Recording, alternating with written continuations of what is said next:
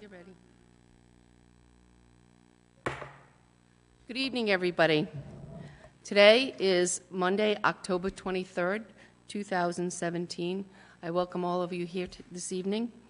I would ask that you join my fellow council members and I to stand for the Pledge of Allegiance, to be led by Troop 138, who is observing tonight in order to obtain and earn a merit badge.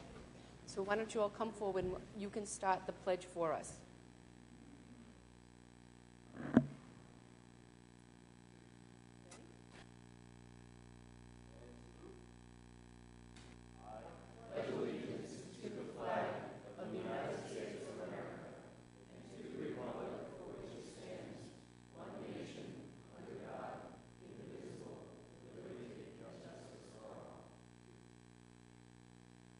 Thank you very much.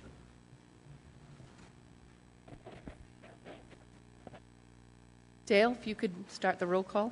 Council President Healy. Here. Council Vice President Collins. Here.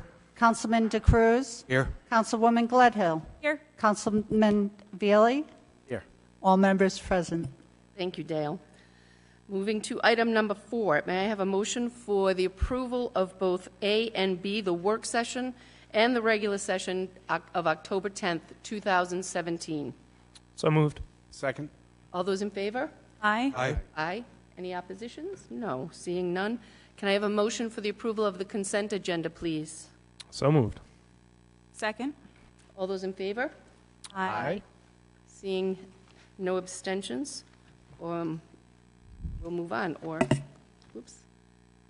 That moves us to a couple of pages in. We have a lot on the item number 7, the public hearing. Item number 7A this evening is a public hearing to consider the adoption of a proposed municipal immigrant protection ordinance requested by the American Civil Liberties Union, also known as the ACLU, as shown on Exhibit 1 in your packets tonight. Before we start discussion on this, I would first like to ask any of you who would like to come forward, please come to the podium, speak directly into the podium, and state your name. Based on the fact that there may be a lot of comments tonight, we're going to limit, we have a timer here, all of your comments to 3 minutes. And at this point, we will say that once you have come up to the podium, you will not be allowed to speak a second time and come back to the podium unless we have time that warrants that. So, go ahead. I have 2 letters to be referenced.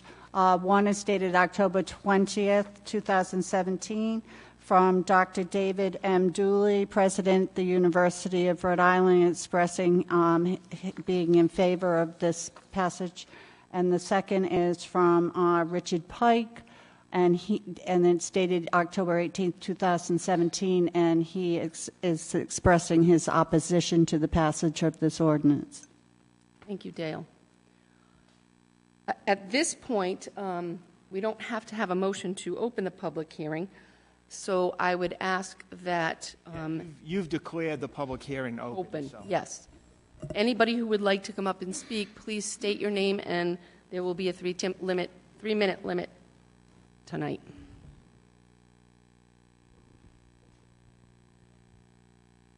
My name is Timothy Murphy. I have been a resident of South Kingstown for 33 years. First, I'd like to thank the council members, Town Manager Alfred, Solicitor Ursullo, and Police Chief Jaber for their careful consideration of the Immigrant Protection Ordinance that the South Kingstown Immigration Task Force proposed in July. We all know that immigration policy is a complicated and sometimes emotional issue, but here in South Kingstown, the discussions have been marked by civility and professionalism. I'm here tonight to urge the Council to pass, with 2 changes, the Municipal Immigrant Protection Ordinance for the town of South Kingstown, specifically the so-called red line version of Solicitor Ursullo. I'll get to the changes in a moment. But first I'll give my opinion on why an ordinance is necessary. Let's start with the legal issues. The Trump administration is moving forward on an effort to deport millions of undocumented immigrants. The administration has made it clear that it expects local police departments, such as ours, to help find and detain suspected immigration violators. But immigration enforcement has always been a federal responsibility, not a local one. State and federal judges across the country have ruled that detaining people, including undocumented immigrants, without a warrant is a violation of the Fourth Amendment of the Constitution. Numerous police departments have been successfully sued for honoring detainer requests from federal immigration authorities. Nationwide, courts have awarded more than $1.6 million to people detained illegally, including a Providence woman who was awarded $35,000 in August. Under the Municipal Immigrant Protection Ordinance, our police department would require federal authorities to obtain a warrant before it agreed to detain a suspected immigration violator, protecting our town from such lawsuits. This is already the official policy of the Rhode Island Attorney General's Office, the Rhode Island State Police, the Department of Corrections, and the Providence Police. This ordinance would not prohibit the police department from detaining immigration violators who are suspected of serious crimes, nor would it prohibit our police department from cooperating with federal immigration authorities when mandated by federal law. Now let's talk about the practical reasons. Police officers know that if they are viewed as immigration agents, some crime victims and witnesses will be far less likely to come forward, hampering crime-fighting efforts. That puts the entire town at risk. Passing the ordinance would assure all town residents that they can freely cooperate with police without fear of being turned over to federal authorities. And finally, there's the moral question. Every day, we hear another story of abuses by federal immigration authorities who seem more interested in boosting their arrest numbers than on catching real criminals. They've targeted locations that have been previously off limits, including schools, churches, and hospitals. Last month, for example, federal agents arrested a Texas couple at a hospital where they had gone with their 2-month-old son who needed an operation to cure a life-threatening condition. Short, but you have reached your time. May I just get to the final point about which version of the ordinance we would like to pass? The town solicitor went to considerable effort to redline a version of the Immigration Protection Ordinance. This version includes several provisions of the original ordinance, but it eliminates several others, including one that would allow claims against the town. The South Kingstown Immigration Task Force urges the council to approve the red line version with two exceptions, with Section 4 restored and with a whereas clause which begins with commending the police department for its efforts to fair and responsible protection of our citizens. I urge the town council to support this, to stand on the right side of history, to join more than 400 communities around the country that have passed similar measures upholding the U.S. Constitution. Thank you. Thank you. Thank you. Again, I will remind you, we will have to cut you off after your 3-minute timeline. Good evening. My name is Veronica Cott. I'm a longtime resident of South Kingstown. I'm also an attorney who has a lot of experience working with low-income populations, including immigrants. I wanted to reiterate everything that Mr. Murphy has already stated, and without repeating what he said, to urge you tonight to adopt the proposed ordinance, the red line version, as specified by Mr. Murphy with those amendments, and to do so in that strong version that provides those full assurances of welcome for all members of South Kingstown's community. There are two primary reasons why South Kingstown needs this ordinance and not an enhanced resolution. The first is to protect our town from liability as delineated by Mr. Murphy. The second, to ensure that all members of our community can work and collaborate with our police department without fear. First, the liability issue. As already stated, the Fourth Amendment ensures that no one is arrested or detained without probable cause of criminal conduct, as that's shown through a warrant. Article 6 of the Rhode Island Constitution mirrors that requirement. Unfortunately, in community after community, federal authorities are now pressuring police departments to prolong the detention of individuals based solely on non-criminal suspicions of irregular immigration status. In short, police departments are being asked not to enforce the law, but to violate basic principles of constitutional law with resulting liability. This is sadly not choosing which laws we enforce. It's about ensuring that the most fundamental constitutional principles are not violated. It's also about ensuring that the police department is not pressured to deploy its energies on immigration issues for which it has no training, no additional resources, and no legal mandate to enforce. While the resolution passed by this council is a wonderful statement of community beliefs and principles, only an ordinance will guarantee that it has the force of law, that it is uniformly honored and enforced, and that the town is thereby protected from potential liabilities. We have heard it said that this is not a problem in South Kingstown. Unfortunately, we do not live in usual times. It is fast becoming a problem nationwide, including in communities which have never before had to handle such demands from ICE. There is no reason to believe that South Kingstown is immune from similar pressure. It's only a matter of time. In addition, there is the immediate, urgent need to protect community trust, and that is already in jeopardy. Thank you. Thank you.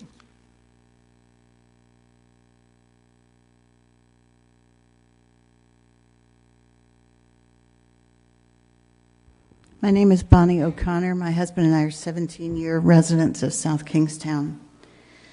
What I particularly wish to address is the ways that passage of the proposed ordinance will protect our police department from conscription by ICE to serve in what is in fact a federal law enforcement capacity. Dr. Veronica Cott has ably spoken of the Fourth Amendment. Well, also the 10th Amendment to the U.S. Constitution, which is also part of the Bill of Rights, in its forced participation and commandeering clause, prohibits as unconstitutional laws or demands that would permit the federal government to compel states or localities to enforce federal regulations.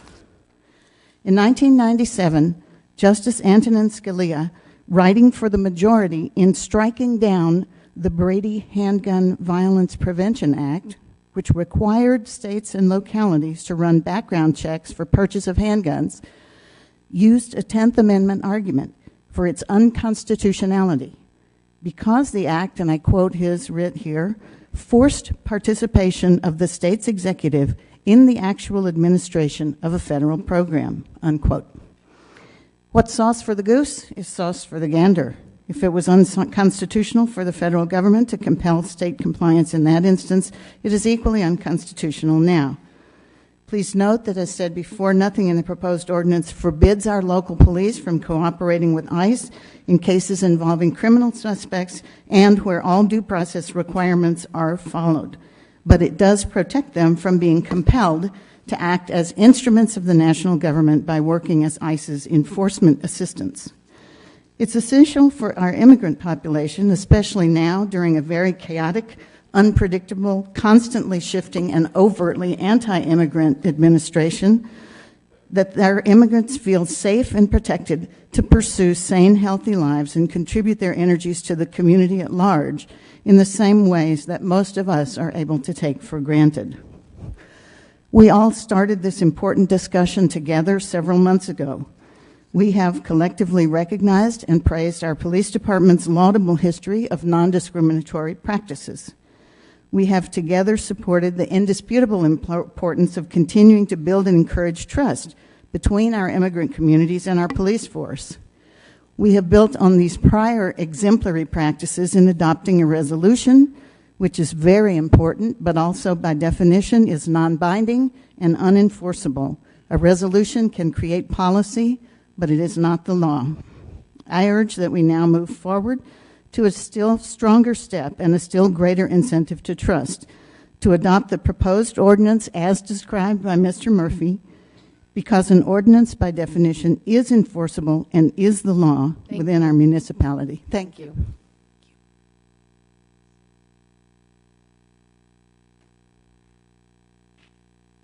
Hi, my name is Tia Beckman. I've been pretty much a lifelong resident. I like to live in a community that strives to do its best by its residents, be it education, roads, buildings, natural resources like our beach. For this reason, I ask you to pass the ordinance, including the need for a judge's warrant.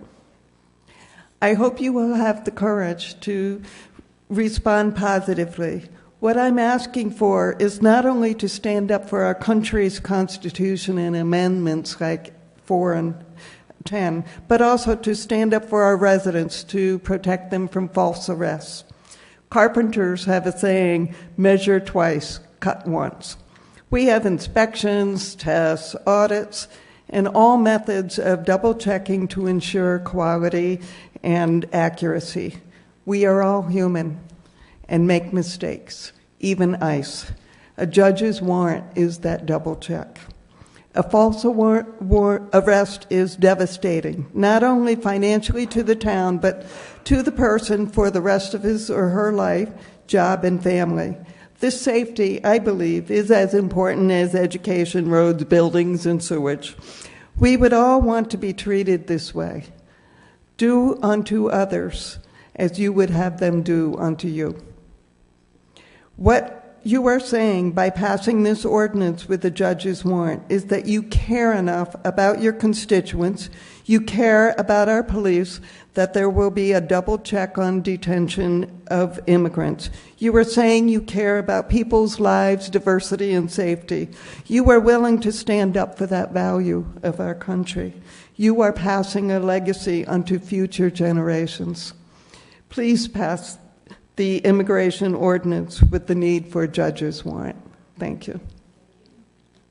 Before we get to another speaker, can you explain what the difference is between the red-lined language where you talk about a need for a court order or state law So versus... So if you take the red-lined ordinance that you all have that was presented at the last meeting and is referred to in this agenda through the manager's report, what it basically states is that the town will not detain someone for ICE questioning unless a judge signs a warrant. That's a judicial warrant, as opposed to the agency, whether it be Border and Custom or ICE. It has to come from, as they reference in Article 3 judge, meaning a federal judge. So that judge is someone who is theoretically impartial, looking at all the circumstances and telling the town, you know, this is a warrant, you must do that.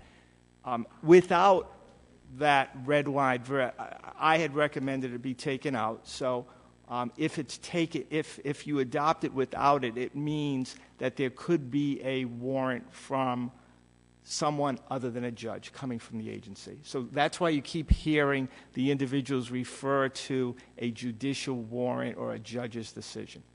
That's the difference. That's what they're asking be put back in. Mike, why did you eliminate it? What was your reasoning behind that?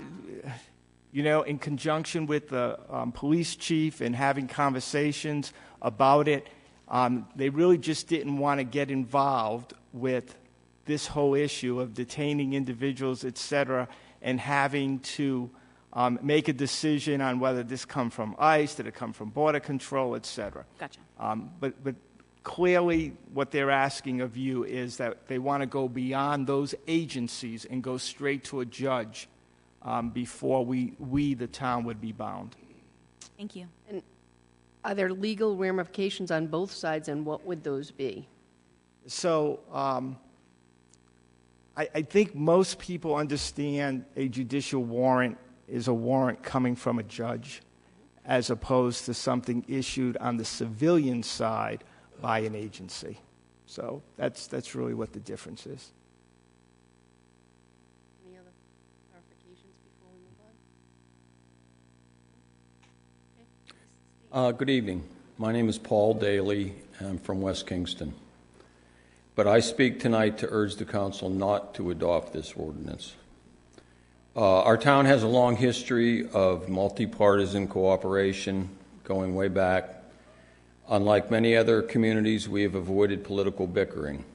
We've had long-standing excellent leadership from people sitting over there and from our police department. So we've sailed along smoothly for a long time on an even keel with no sharp corrections through many council changes. But to me, this ordinance coming from a national group represents an intrusion into the order of our local government. Because it originates from a national political agenda, I don't find it really concerned with the reality of life here in South Kingstown. There isn't any discrimination against immigrants here, any history of discrimination against immigrants, legal or illegal, nor any reason I don't see to flagrantly defy federal policy. We've been enriched for generations by the international community at URI. Children from around the world have benefited from our schools, and we've benefited from their friendship. This town government has always practiced non-discrimination. But the Municipal Immigrant Protection Ordinance speaks darkly of political surveillance and references imaginary federal registries based on gender identity or religion. I find this to be paranoia, and it's then addressed by listing condition after condition with bans and limitations, mostly charged to our police department. The ordinance is focused on so many new things the police can't do or say when they're dealing with immigrants, things that are different than the way they deal with the general public. It almost reads like an adversarial approach to public safety, and this is all to remedy non-existent problems in our town. It seems to me that because this was designed at higher levels, much higher than SK or Rhode Island, it might be designed for communities like Amherst or Berkeley to establish sanctuaries without using the word. But to me, it doesn't work for us in South Kingstown. This ordinance even intends to extend its enforcement into our school system, and that's not right for South Kingstown. Unlike previous speakers who spoke of protection against litigation, it seems to me that this ordinance sets up litigious action. It boldly states that any miscues by town employees, especially the police, shall be grounds to sue the town. Thank you. It's 3 minutes. Thank you. Okay. Thank you. Thank you. Thank you.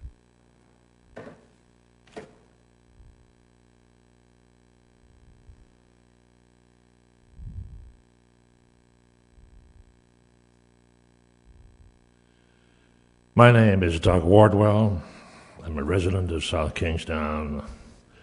I voice my total opposition to this ordinance, especially if you will look at the first paragraph. At the end of that paragraph, it indicates that we will not assist federal immigration. I oppose that.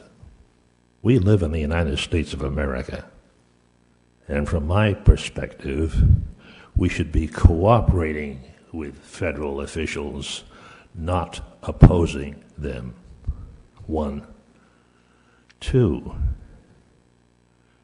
by suggesting this ordinance, it seems to me we are favoring immigrants over others. I believe the South Kingston Police Department is one of the finest police departments in Rhode Island. They have demonstrated their commitment to us in every single way to serve and to protect all of us equally. However, if they should find in their inquiry or investigation anyone, whether they are residents or whether they are immigrants, and they find rationale to stop and to question, I would ask them to do that. Whether me or an immigrant, whether illegal or legal. That is their responsibility. Finally, having to obtain a federal judge with a warrant, even though the police department can hold a person for 48 hours, is to me tying their hands of the police department. It's probable, hypothetical, and real that they may not be able to find that judge who will issue that order. In the times that we have been faced with in this country, where there is aggression, rebellion, suppression, rioting, I don't believe we should tie the judges of our police department by issuing this ordinance. Thank you. Thank you, Mr. Woodwell.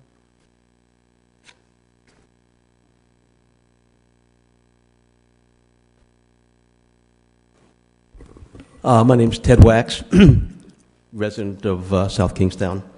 I'm speaking in favor of the ordinance with the red line version and Section 4 reinstated. Reasons are as follows. Times are changing. U.S. Census, 2015 U.S. Census reported that the number of foreign-born individuals living in Rhode Island has increased by nearly 20%. The number of native-born individuals living in Rhode Island has declined approximately 2%. These changes suggest that we need to be proactive rather than passive with regard to immigrants in South Kingston. Just because there have been no problems in the past doesn't mean, as these populations change, that there may be problems in the future. Another implication involves the police department. Analysis of nationwide FBI crime data by the University of California, San Diego, and reports from both the National and International Association of Police Chiefs reports that illegal immigrants who are not in fear of questions about their immigration status, their family status, are more likely to report crimes and assist police in their investigations. For example, studies at the University of Chicago in Illinois, 70% of undocumented immigrants, 44% of legal Latino immigrants are less likely to cooperate with law enforcement if they feel immigration status will be questioned. Now, again, no matter how good a police department you have, if residents are not willing to cooperate, it makes it more difficult for the police to do their job. And I think that is one reason for the importance of passing an ordinance which offers legal protections.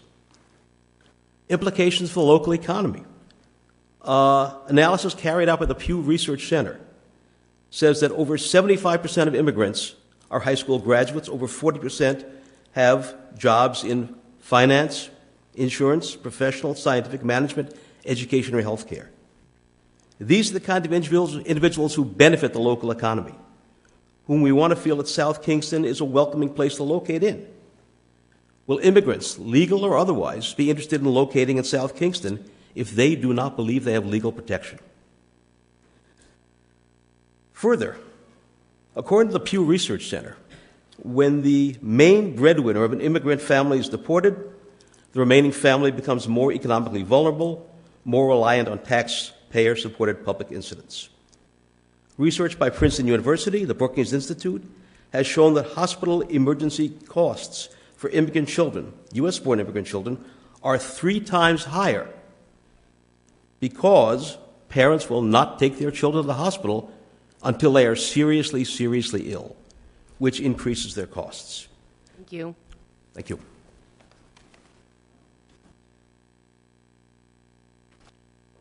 Good evening. My name is Jean Burke, and I appear before you to urge you to enact the ordinance proposed by the ACLU as amended by the comments of Mr. Murphy. The only serious objection I've read is from the town solicitor. But my conclusion is that his premise is not accurate. He says that an ordinance is properly enacted only if there are ongoing issues that must be addressed. That's just not correct. If you look through the many, many ordinances that this town council has enacted, you will find ordinance after ordinance that is not enacted to address an emergent problem, but rather to support the values that we hold dear. Our parks and recreation, our fire protection, and on and on. Today, our federal government seeks to impose an immigration policy that is antithetical to the values of this town and our nation. Make no mistake, that's what's going on. I urge you to enact the ordinance so that this town stands up and gives the force of law to the values we spoke at the urging and the example of these scouts. Liberty and justice for all, not just some of us, for all of us. Thank you.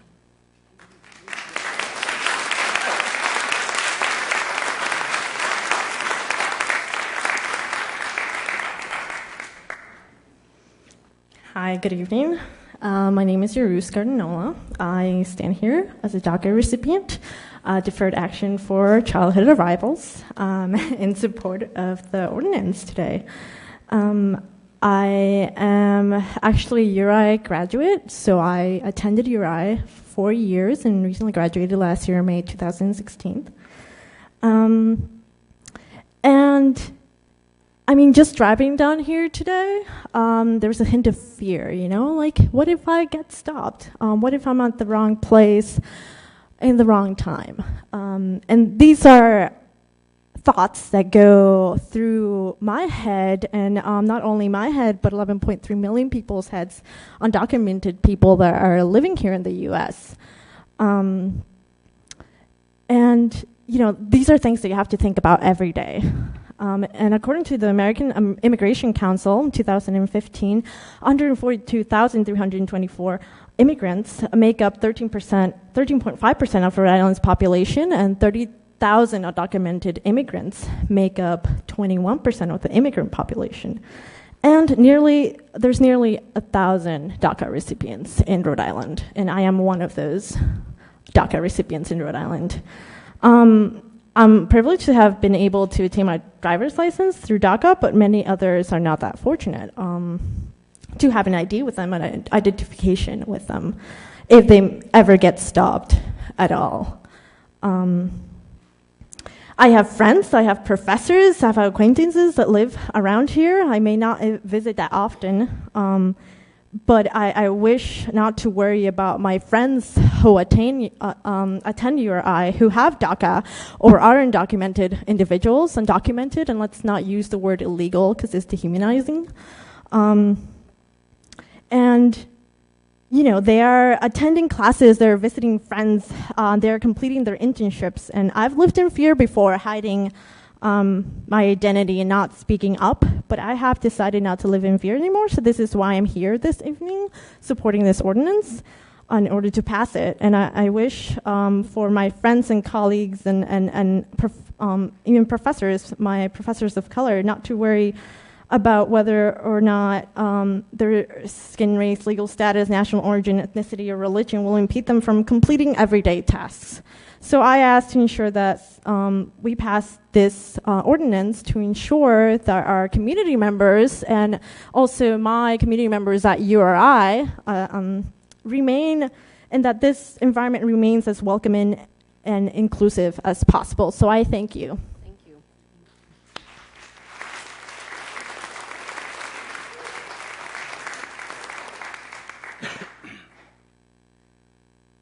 Hi, my name is Kathleen Gorman. I'm a almost 20-year resident of South Kingstown. Had child in the school, and I'm a professor at URI. I want to thank the former student for her words. I know we're all here tonight, and we all want to do the right thing.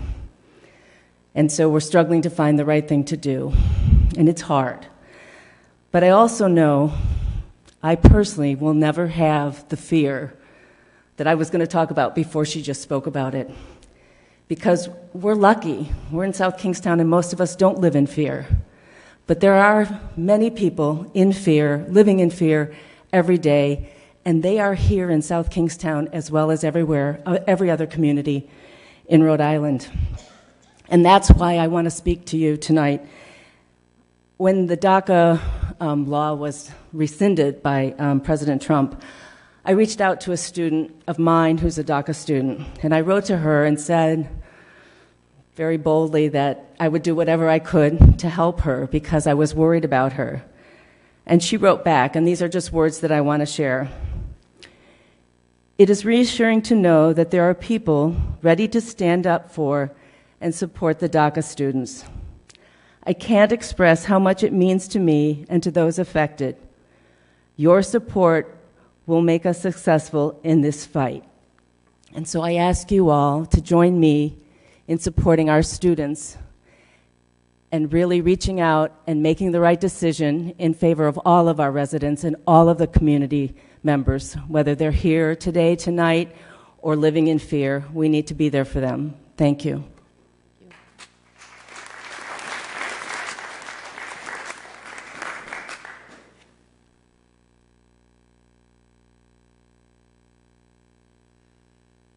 My name is Reverend James Keller, a retired Presbyterian minister in the Presbyterian Church USA, 60 years ordained, working in the South Bronx, in Scotland, in Lawrence with Latinos, and in Mexico. And I support very strongly what all those who have spoken in favor of the ordinance, the proposal before you, and don't need to go about that. But my calling and my preparation has been to teach, and to teach what is our scriptures mainly, and also how to interpret those scriptures for our time, as well as understand why they were written and how they were written many, many years ago. And I just think that we need, and I certainly would try to help the people of my different churches to understand what these scriptures say. And I have a scroll here, and this is a scroll that I wouldn't have time to read, but it is a scroll that has different scriptures that all, some 40 or 50 of them, I would give you, if I had any help, but I'm not asking for that, to open it out, speak about welcoming the alien, even helping and they use the word alien, and depending on the translation, even helping the alien make a living by getting the leftovers from the fields so they could have something to eat. And then the New Testament, certainly Jesus himself was, might be called an undocumented alien in the sense having to flee his country and go to Egypt when he was threatened after his birth and taken to Egypt. So if I had a church now, I'd love to have the Sunday school teacher and learn about all these various verses in Scripture, which that's my task to do with the congregations that I've worked with. And so they all support what has been said by those who speak positively about the proposal before you to pass this immigrant ordinance. So I'd be glad to give you all the verses there, and maybe even the Boy Scouts could take them and make new scrolls. They're very simple to make, maybe in different languages too, or different languages of the Bible that they could get a hold of as well. So that's my position, and I'll bring it before you today or tonight. Goodbye. Thank you. Thank you.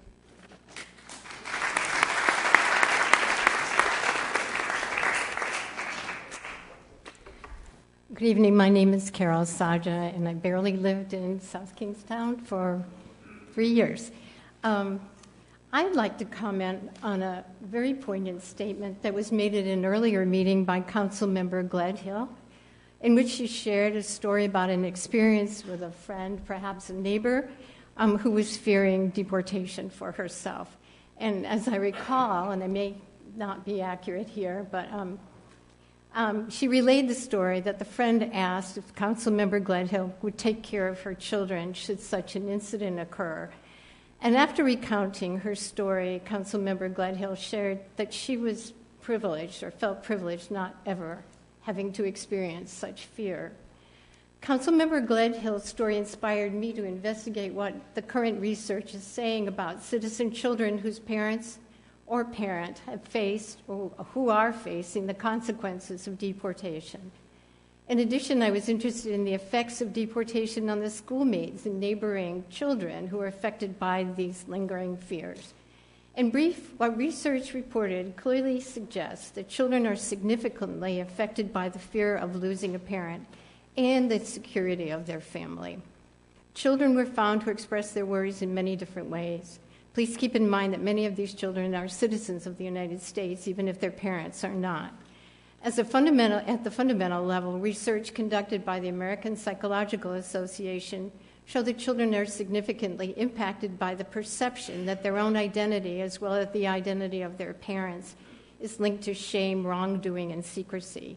Furthermore, the impact on mental health is shown in children's anxiety, depression, aggression, and conduct problems stemming from fear of what might happen to their family if one day their mom or dad isn't there to take care of them.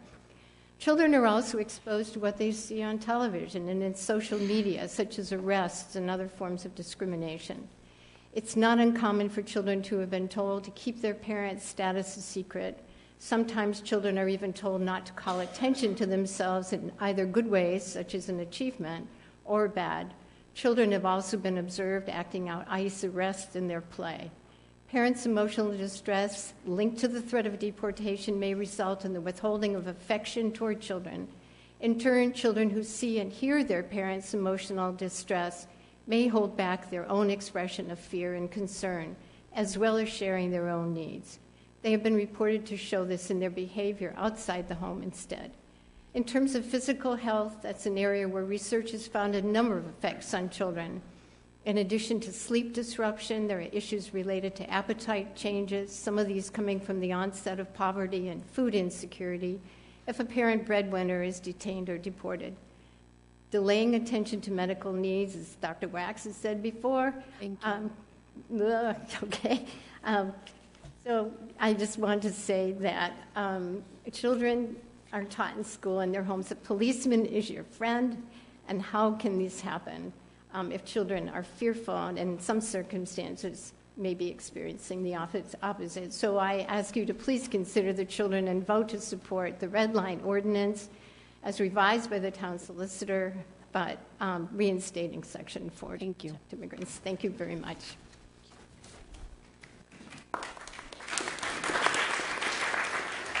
Hi, I'm Father Rob Travis. I'm priest in charge at Church of the Ascension right here in Wakefield, and I'm a resident of South Kingstown, and I speak in favor of this ordinance and along the lines of others who've spoken in favor of the red line section of the ordinance and the inclusion of Section 4. And I'll be brief. I simply wanted to add a little more specificity to what Reverend Keller said and mention that the whole Judeo-Christian tradition includes the idea of welcoming the stranger. And one of the most powerful stories in the Old Testament scriptures, we have Abraham welcoming guests who showed up at his place, where he was a sojourner. And he found, after serving them and giving them great hospitality, that they were actually angels. I'm not saying that all undocumented immigrants are angels, but they could be. And the idea that we would continue in this multiple thousand-year tradition to welcome people into our midst, regardless of their status, includes the idea that we would protect them according to the same lines that we protect all from crime in our community. I want to praise the South Kingstown Police Department. I've had a number of interactions with them since coming here, and have found them to be excellent law enforcement agents. I don't want to hinder them in any way, and I believe that this ordinance will help them to do their job by making it possible for all to say, yes, I'll call on the police when I'm in need. You might also know that October is Domestic Violence Awareness Month.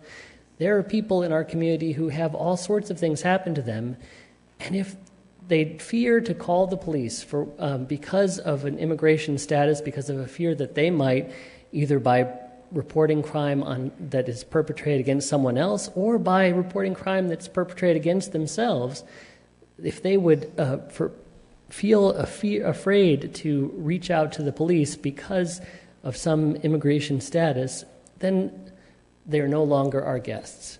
They might as well be in some other place where there is no rule of law. We enjoy a country where there is rule of law, and all should be afforded the protections of an excellent police department. And that's why I urge you to support this ordinance, to say to guests in our community, our laws apply to you as well, and will protect you as well. Thank you. Thank you.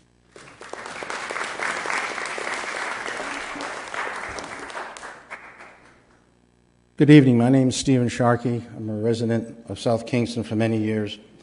I am not in favor of this proposed ordinance. I'm in favor of the resolution. We as a community understand the plight and needs of immigrants, illegal or illegal. The town like Mayberry RFD, where Andy Taylor, our local police, is a smart guy, uses his brain. He uses his brain, he makes that decision, what to let go, what to enforce, because that's his job. When you look at an ordinance like this, 22 steps, 5 other steps like this, if he fails in executing that, we become liable.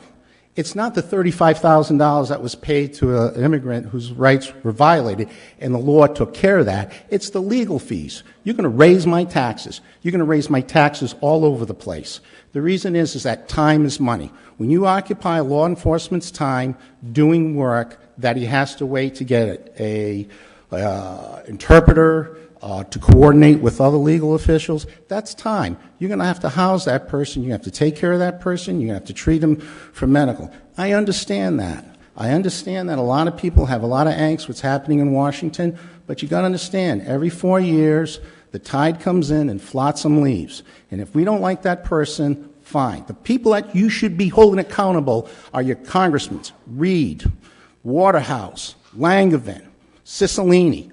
Those are the guys you should be pounding on to get immigration reform. When you oppose this, you're taking on the federal government. You're telling the federal government, okay, I'm going to dictate what immigration is. You know what's going to happen? Lawyers get involved.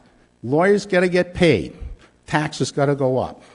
Now, I feel for all the priests and the parsons and over here, and there's probably a person here with the sign that says, what would Jesus do? I forgive you for coming in my country. I forgive you for overstaying, but you got to go home. Sin no more. Go home. Do the right thing. Please. Everybody has a right on the First Amendment. The right place and the right time, my father told me. This may be the place, but not their time. Demographics. 3.5% of our country's population, according to the Pew Research of 2014, were illegal. That's 11.2 million people. According to the FBI, summary, the General Accounting Office documents that criminal immigrants committed 25,000 murders under the federal law. That's 1/3. Okay, by let me put it this way, the unintended consequences, you're going to draw more illegal aliens to live here because they're going to say this is a sanctuary city. Look what happened in Providence. Look what happened in Central Falls. It's a mess. It taxes our social services. I understand the complaint. We'll let this pass. Thank you. Thank you.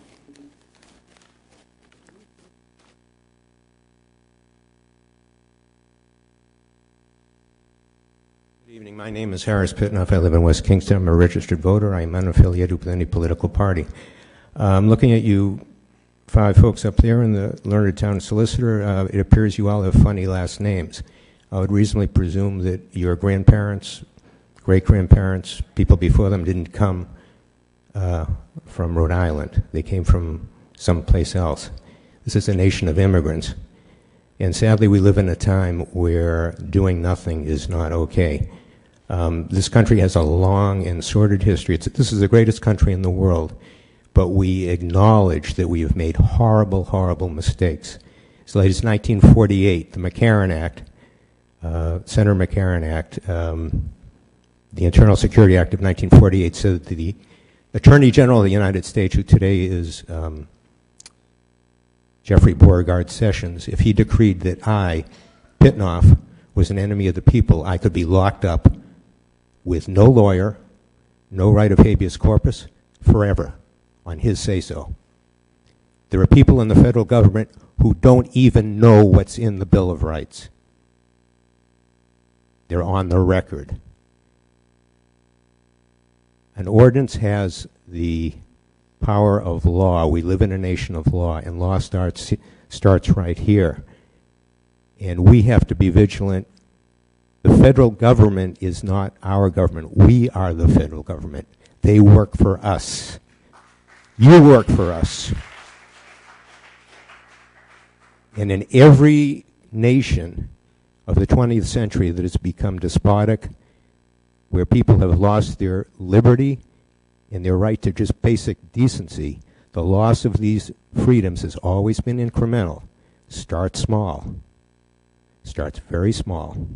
So all you folks in the audience who had grandparents and great-parents who were Italians and Jews and Irishmen and Poles and African Americans and Native Americans, life's easy when you're an old white guy. No one ever shoved a flashlight in my face and said, "Let's show me your papers." How would you all feel if that happened? Well, it's not going to happen to you folks. But it happens to a lot of people in this town, not from our police department. We have a fine police department. I want to make that clear. But we don't know what's going to happen. And the handwriting's on the wall, and all it takes for evil to succeed is for people of goodwill to do nothing, because it's easy and lazy. So thank you for listening, and I urge you to take a stand and do what is not easy, but do what is necessary. And by the way, taxes are the price of living in a humane and honest and good country. It's not free.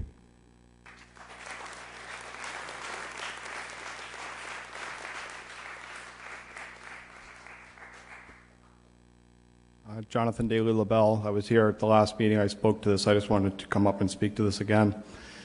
I just want to add my voice, in particular to the Reverend that spoke. I am a person of faith, and I don't know that should be guiding people in government. But I do tend to hear too much people who say they are of faith, but I don't necessarily hear that they respond to what is actually in the scriptures as he had.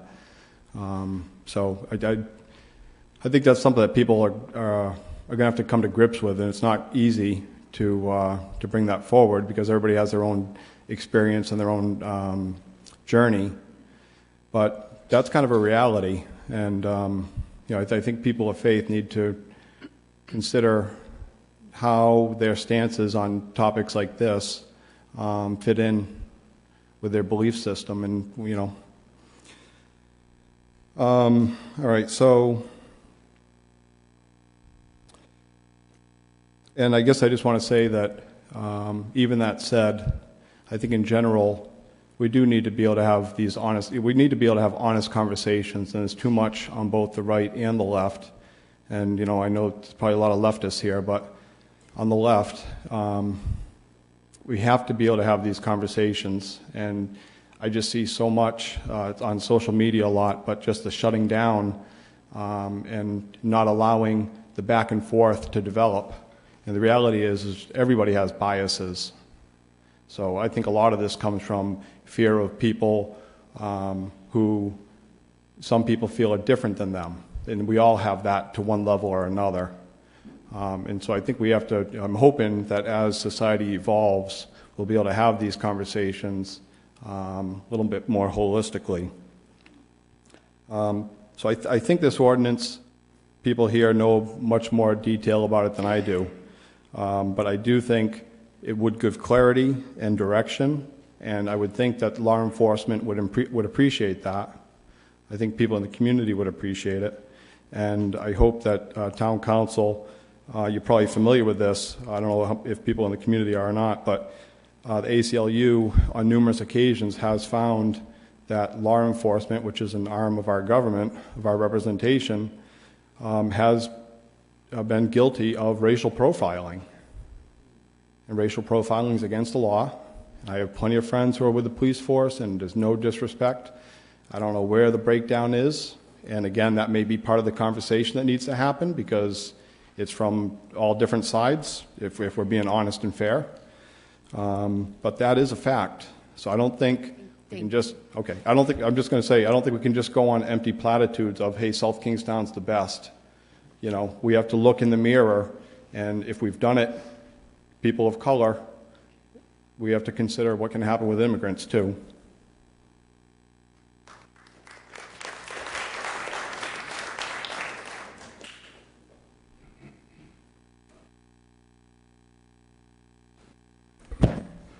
Hello, thank you. I'm Mike Rice, a 30-year resident of South Kingstown, and have loved every one of the 30 years here.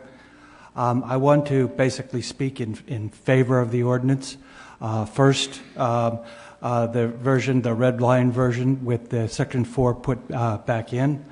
I basically want to leave you with one thought, that is that one of the largest members of the community is the University of Rhode Island, that is attempting to build rather than shrink its international connections, people coming into the town of South Kingstown. That has a rather massive economic impact on us. And I can largely testify. I've been doing a number of work in Indonesia, the largest Muslim country in the world, and the national government is interested in sending many people here to South Kingstown, largely because they feel safe here. This ordinance basically reinforces that. And they listen to the news over in Indonesia. And I think that basically we need to show them a sign. Thank you. Thank you.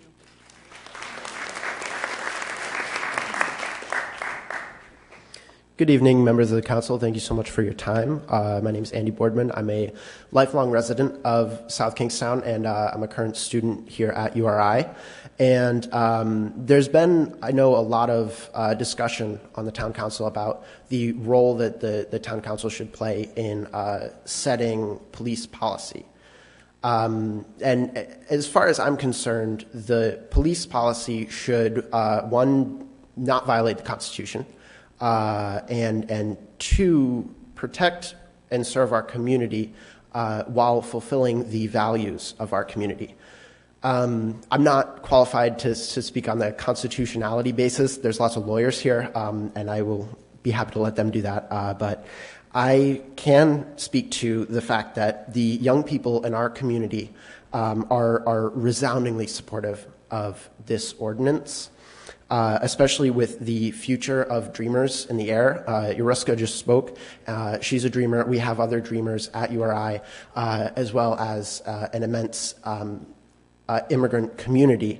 And with the future dreamers up in the air, young people in this community know that it is essential that we pass this ordinance and protect our community.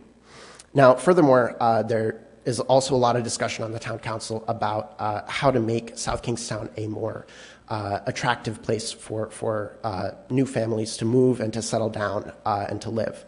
And as you may know, millennial generation, of which I'm a part, is the largest generation in American history. And we are now just starting to get to the age where we are getting to the point where we are having families and deciding where we want to settle down and spend the rest of our lives.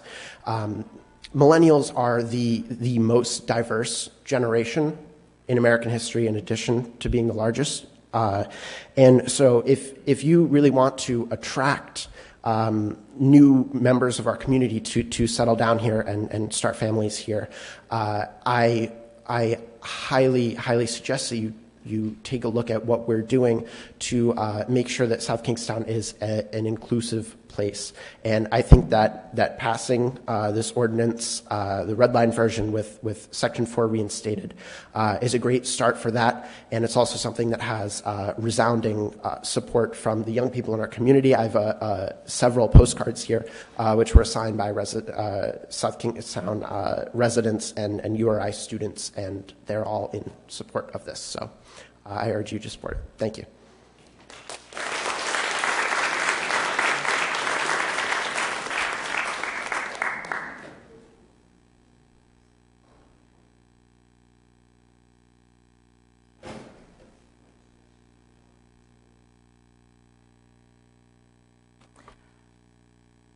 Hello.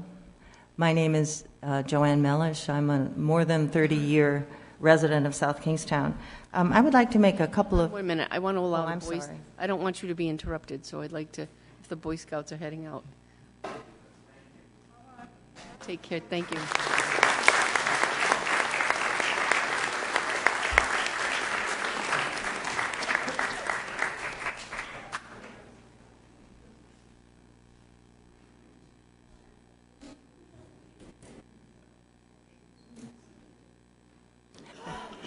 Have you start again. I just didn't want you to be interrupted. The post-millennial contingent. My name is Joanne Mellish. I've lived in South Kingstown more than 30 years, and I'd like to make just a couple of points. First of all, this question, the poor old ACLU keeps coming up, the National ACLU, and at the beginning a gentleman said that he thought that this national ACLU document was an intrusion of the national. Now, in fact, the ACLU drafted it, but it was presented here to the council by local South Kingstown residents, the Immigration Task Force, and it strikes me that the intrusion of the national in this case is the potential intrusion of ICE into the doings of and the activities of the South Kingstown Police and the residents here. I think that the national is on the other foot, as it were. Secondly, with respect to the question of the gentleman who's worried about his taxes going up, now I understand that these are both border communities, but nonetheless, Maricopa County, Arizona accumulated $43 million in litigation suits costs, defending against a variety of lawsuits having to do with detention without warrant.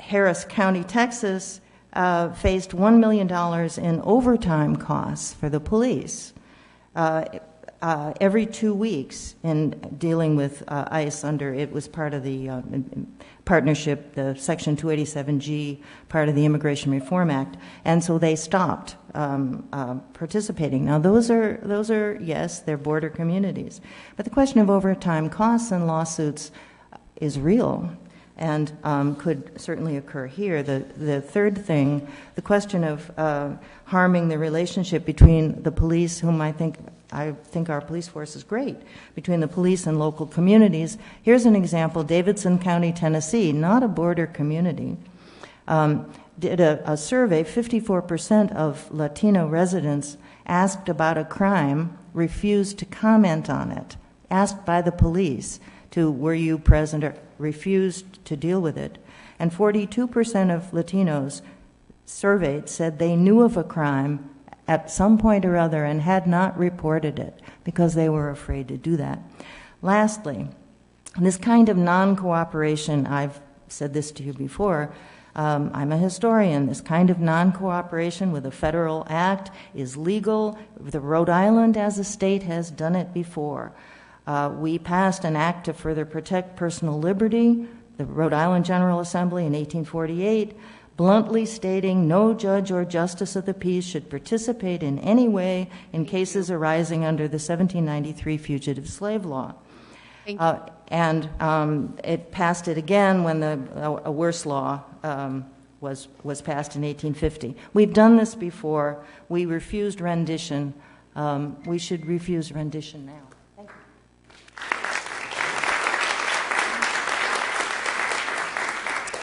Good evening. My name is Angela Sharkey. I have been resident here approximately 15 years, and many people before me spoke eloquently about all different things about red line or Section 4 and things like that.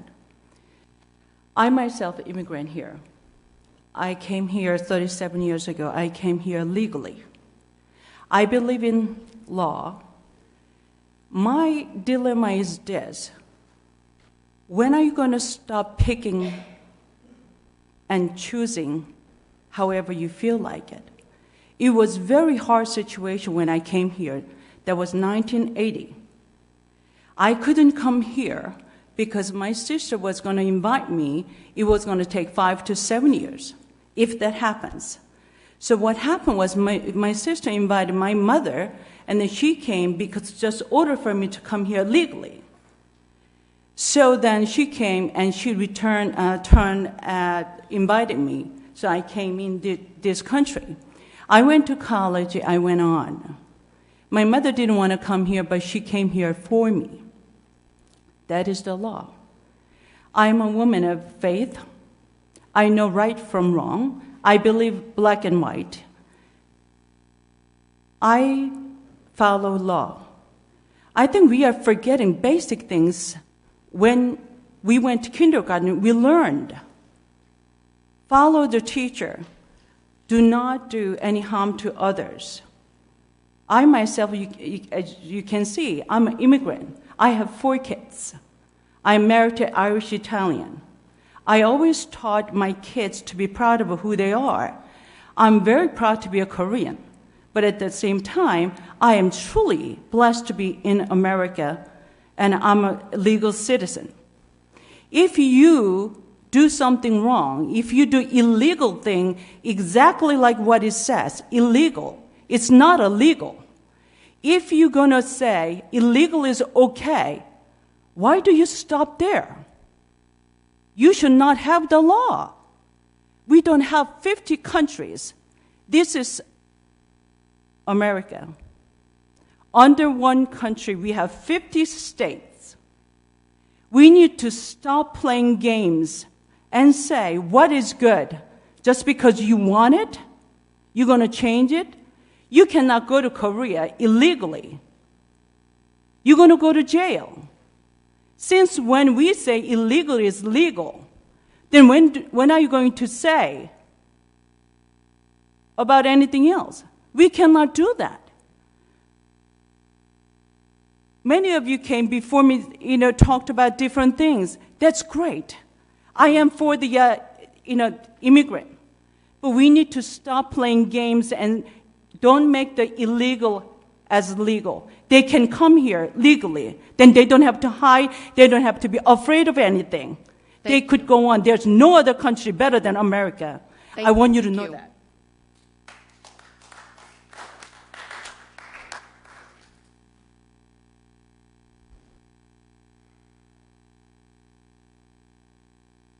I wish she would stay.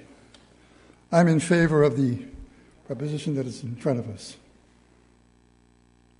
I'm in favor of everything that has been said. What is your name, sir? I apologize. Oh, I'm sorry. Okay, my name is Thomas Morin, M-O-R-I-N, and I'm a faculty member at URI. I would just like to, this is going to be real brief. The woman before me spoke about legality and illegality. There are comments that are made of people being illegal. There are comments about people being undocumented. I never use the term illegal. To be undocumented is something else.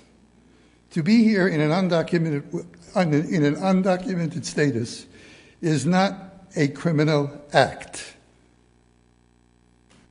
It is not subject to imprisonment. It may be subject to being deported, but it is not subject to imprisonment.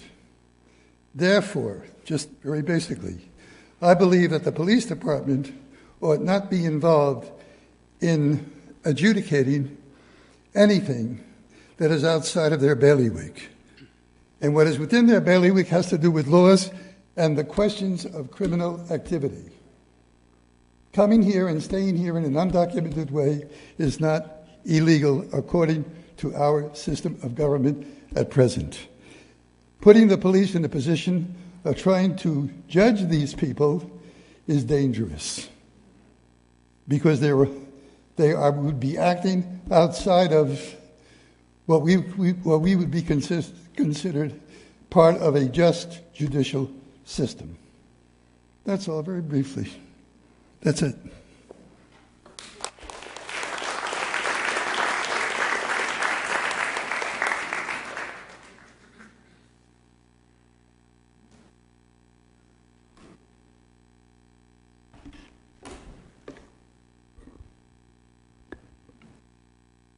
Good evening. My name's Johnette Rodriguez. I've lived here for more than 40 years. I'd like to read you a letter from Reverend Reverend David Helfer of the Unitarian Universalist Congregation of South County. I'm sorry I'm unable to be with you this evening. I write to you as a resident of South Kingstown, a faith leader and a homeowner in this community. But more than that, I write as a citizen who believes that this town and town council understand that the treatment of immigrants in this political climate is more than just a matter of law. It is a matter of conscience. Simply, the town of South Kingstown and their law enforcement officials have an opportunity here with the proposed immigration ordinance vote. It is an opportunity for the town to reaffirm its commitment to basic human rights and dignity, to say, as has always been true, that all are welcome here. I ask that you search your hearts and vote yes to this ordinance. In faith, Reverend David Helfer. And I would like to say as a resident that I think we should join those 400 communities across the country and be a caring, welcoming community. Thank you.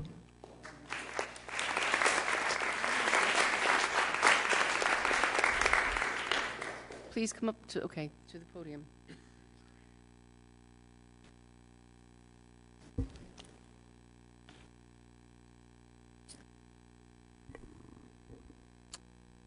Good evening. I'm Jeff Mellish. I live in Wakefield. Lived here for almost 40 years, I think. I just wanted to make a couple of points, trying to summarize where we are tonight. Last March, this town passed a very welcoming, a very good resolution. It was brought forward by members of this community. At the same time, the ACLU had sent a letter with an ordinance, a 15-point ordinance, and it was suggested that at some point the town consider that. Well, people in this town banded together. They organized the South Kingstown Immigration Task Force, and they worked very, very hard to communicate with this community. We had a very well-attended, by perhaps 70 people, teach-in, and a lot of people have worked on this. The town council has worked on it. The solicitor worked very hard in making suggestions and making some deletions, and we ended up with a document that's the red line version, which has been referenced by Tim Murphy at the beginning of this hearing, and it's now down to 10 sections. It's a very good, tightly written document. In Section 4A, the Immigration Task Force is recommending that the clause about warrants be reinserted. It was in the red line draft. That was the one phrase that was taken out. We're asking that that be put back in. And also at prior meetings of the town council, there's been discussion that we should make sure that we commend the police department for the good work that it does. And the solicitor wrote a wherefore clause, which he recommended that you add. And the South Kingstown Immigration Task Force agrees with that and suggests that you include that. It's the 5th out of 6 wherefore clauses. So I think in the spirit of compromise and working together, because we all have the same values, we've had 20 speakers today in support of this, and a few of the people opposed to it, many of them spoke in favor of the values of this. They just want a resolution rather than an ordinance. So you've got strong community support here. It's clear what the Immigration Task Force wants.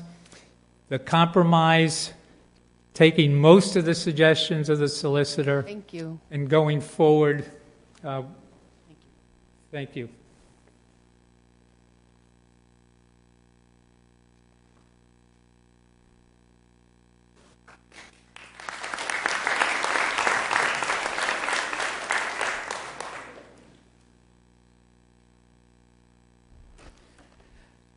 Hello, my name is Rod Rasso. I live in Perryville for 29 years. I'm a retired New York City cop, and I didn't come prepared to speak, but I rise against this red line law or whatever you're putting forward. As a policeman, my sergeant wasn't my boss. The lieutenant, the captain, and even the police commissioner was not my boss. The book of law was my boss, nobody else. If I wanted to make an arrest, nobody's going to stop me. Why? Because I had this book. If you don't like it, you change it. When somebody sneaks across the border, they know they committed the law, breaking the law. They're not undocumented. I locked up, ticketed many people, undocumented driver's license. You don't say that. They were illegal. Illegal is illegal. Let's not play with words. Saying that, I know several illegals. I love one of them like a son. He's a good man and a hard worker. But legal is legal and illegal is illegal. Maybe there could be a compromise somewhere for if somebody comes up and says, I give up, but I've worked here in the United States for 20 years. There's got to be a gray area, but just can't, and don't lay it on the police. The police are here to just enforce the law. You know, they're not touchy-feely guys. You know, if somebody committed a crime, I just say you're in, that's it. You get strip searched, put in the back of the car, strip searched, and sent to you, and that's it. You don't have any rights. You're under arrest. So leave the police alone. And all I'm just saying is the law. The law is the law. Nobody here has a right to change the law. And as far as federal law, somebody said you can't enforce federal law. Well, bank robbery is a federal law. The cops here can have and can arrest somebody for kidnapping and bank robbery. And I'm sorry I came unprepared, but to me, the law is the most important thing. Want to change it, but not in a little town. Thank you. Thank you. Peter Stelgis. I also am a Wakefield resident. I dare not say how long because then people will think my wife is as old as I am, and she is not. Two things. I unfortunately didn't study both the Exhibit 1 and Exhibit 2, but Exhibit 2, I guess, is the one that more specifically refers to what South Kingstown does. I'm against what the proposed is, as I see it, and as they've spoken of tonight, because it starts right off in the first sentence, commitment to equal, respectful, and fair treatment of all people. Doesn't have to go on to say regardless of their immigration, ethnic, religious, and a commitment to remaining a welcoming community. Leave that out. That's got nothing to do with it. But I am also against the proposals as stated. I agree with what the young lady said, who is a legal immigrant from Korea, and as my parents were, my grandparents rather, excuse me, and you know, a lot of people think that this is a panacea. It's not. I think we open ourselves to more things than we know about. Thank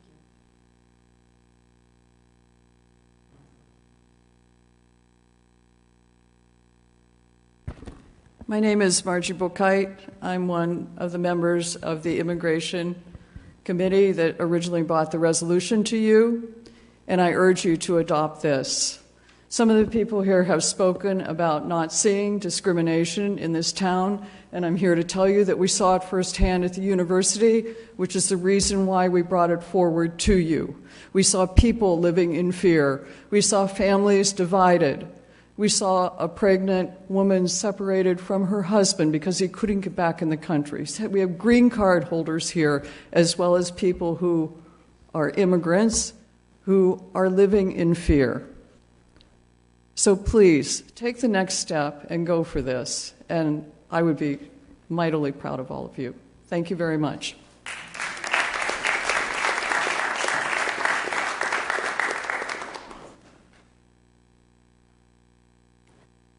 My name is Nessa Richmond, and I have a letter to share from Kate Brewster, the Executive Director of the Johnny Cake Center. She writes, Dear Council members, the Johnny Cake Center of Peacedale supports the passage of the Municipal Immigrant Protection Ordinance being considered tonight. We commend the Council for taking up this measure, which sends a strong message to our foreign-born neighbors that we are a welcoming community. The Rhode Island Community Food Bank and its member agencies are deeply concerned about the potential for local food pantries to be targeted by immigration officials as places where immigrants, particularly those vulnerable to poverty and food insecurity, might visit. We are taking steps to ensure that our members understand that we welcome everyone, regardless of immigration status, and that we do not require any type of immigration verification to receive services. Our pantry now posts signs to this effect. Having a town ordinance that promises to be practical and protective would provide an added level of comfort and assurance to our current and future members. The proposed ordinance is a reasonable and important step that our community can take to ensure that we are not pressured by the federal government to partake in divisive practices that allow political agendas to break down families and communities. Thank you.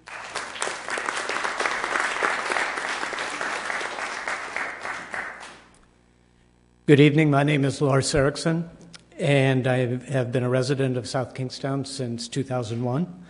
I'm also a faculty member at the University of Rhode Island, and as a member of the URI chapter of the American Association of University Professors, I have a letter from our chapter that I would like to read to you. We, the URI chapter of the American Association of University Professors, write in support of the Council's proposed ordinance on immigration currently under review. We are glad to hear of the immigration proclamation the Council recently issued. Faculty at the University of Rhode Island are a diverse group and will continue to be so in the future. It is imperative that we respect this diverse community. The recent changes to immigration policy at the federal level have adversely affected a number of our colleagues and students. The proposed ordinance will help in this regard, especially in allaying the fears of our faculty families. Thus, the URI chapter of the American Association of University Professors wholeheartedly endorses the enactment of this legislation. And this is respectfully submitted by the Executive Committee of the URI AAUP. I would also like to add, just on a personal note, that I'm a French professor in the Department of Languages, where we have students, graduate students, faculty members from all over the world. This ordinance is something that would be important for the town to enact in order to make a bold statement about inclusion and the welcoming nature of this town in regards to people who might come from other places. Thank you.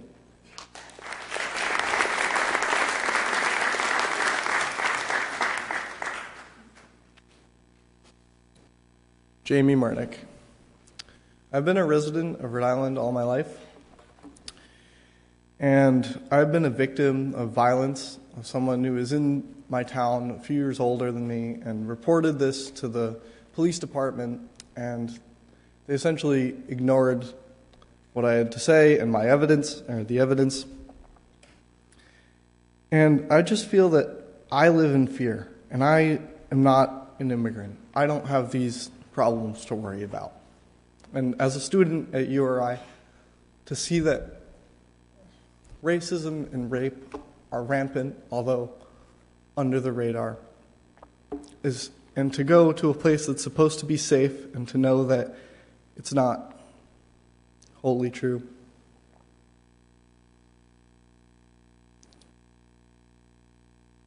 I'm holding you to maintain that sense of safety.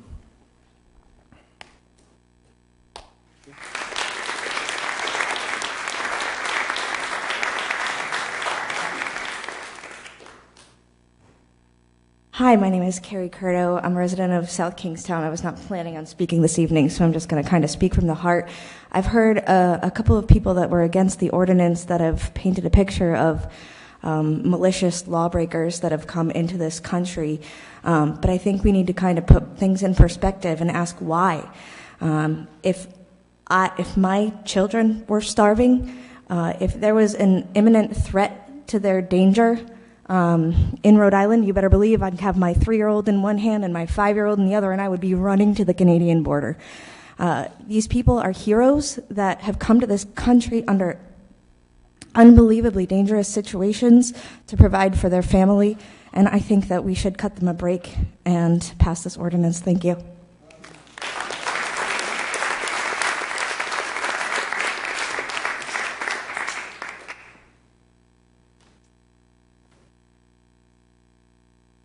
Hi, my name's Julie Erickson, and I just want to say don't be afraid to do what's right. What's right to me is to support this ordinance, and it's because it protects our police and all the people that live here in South Kingstown.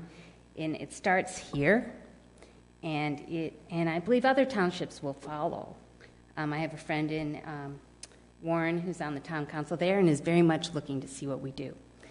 So this is about building trust and safety in our community, a trust where anyone, as been said before, can go to the police when they and not feel they might be deported. A trust where I know for a fact there's somebody in our town who has their citizenship on their visor so that they can show, if they're stopped, that they are a citizen and to not be deported because they're not white and they have an accent. It is the ordinance that would protect, that has the protection in its clauses. Okay, it's not the resolution, it's the ordinance that we need. And we don't want the police to be liable. Again, there's the cost, and we don't want that. And the ordinance gives it substance and reinforcements of this policy that we want here, I feel.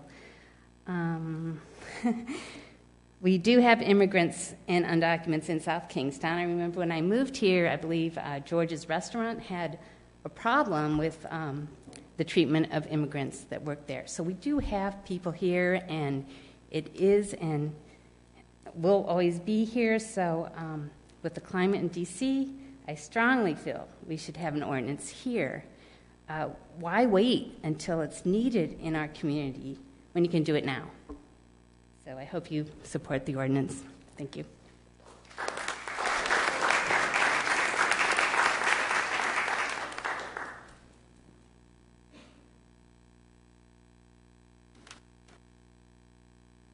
Does anybody else wish to come up to the podium to speak?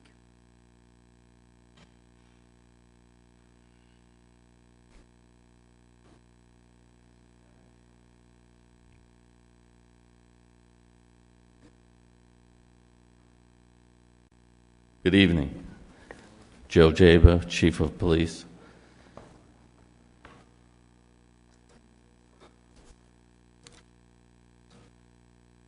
I'd just like to say I recognize the ACLU does great things and assists many people who otherwise wouldn't be represented at all. I think we all agree that our goal here is to protect the rights of citizens regardless of immigration status. We all agree that it is not the police department's responsibility to enforce federal law. This town has taken a major step in that direction by passing the resolution on immigration. None of the surrounding towns have adopted a resolution because they feel it is a federal issue. They haven't passed an ordinance either because they feel that's a federal issue. In lieu of the ordinance, we have adopted a resolution. That, along with the U.S., Rhode Island constitutions, the Fourth Amendment, laws, policies, directives, and training, makes me content that the police department is confident it can deal with immigration issues. Usually a town ordinance is adopted to deal with existing problems, such as noise, parking, animal control. I'm not aware of a town ordinance being passed regarding federal immigration issues, especially when the problem does not exist in South Kingstown. Proponents of the ordinance feel it protects residents and police. I see nowhere in the ordinance where it protects either. One example would be where the ordinance allows police to hold someone on a federal civil detainer if they have probable cause to believe that that person is engaged or suspected of terrorist activity. But we can only hold that person 48 hours. If we don't receive a judicial warrant during that time, or at the end of that time, that terrorist is back on the street. The ordinance doesn't want us to release non-public information. We don't. We only release what the First Amendment allows, and we release what the Public Records Law allows. We do not release any juvenile records at all. The ordinance states we can't allow federal agents access to persons held by our department. It encourages us not to cooperate with the federal agencies. We work with federal agents every day, almost daily, DEA, FBI, U.S. Attorney's Office. They are an excellent source of assistance, resources, and legal advice. Thank you, Chief Jaber. Thank you. My name is Martin Lipkowski. I've been a resident for 47 years in this town. I love this town. I love the police department and everything about what they've done. I love Vinny Vespia, who was here. They all did a great job. But we don't know who the next players are going to be. Just look what's happened in Washington, D.C. Who would ever dream in a million years that there'd be a man called President Trump as our president? Who would ever dream that? And so what can happen in this town very easily, we won't have a Steve Alfred. We may have somebody else who's way to the right of Steve Alfred. And we may have a head of a police department who goes along with the kinds of attitudes that Donald Trump has. Scaring people constantly. These DACA people that we're talking about here, if you can't vote for this ordinance after hearing these stories, then you've got to look deep into our hearts. All of us, we all have to look deep into our hearts. And if we don't do that, then we're going to be committing, for lack of a better term, a great sin. So I encourage you to look into your hearts and to pass this ordinance. Thank you.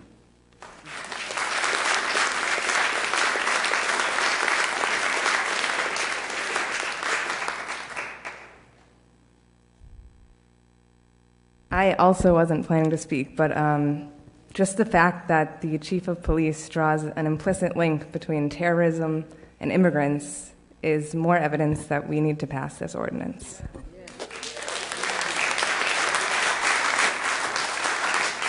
Meg.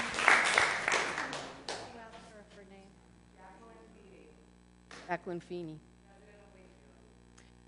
Do we have anybody else who would like to come up to the podium to speak?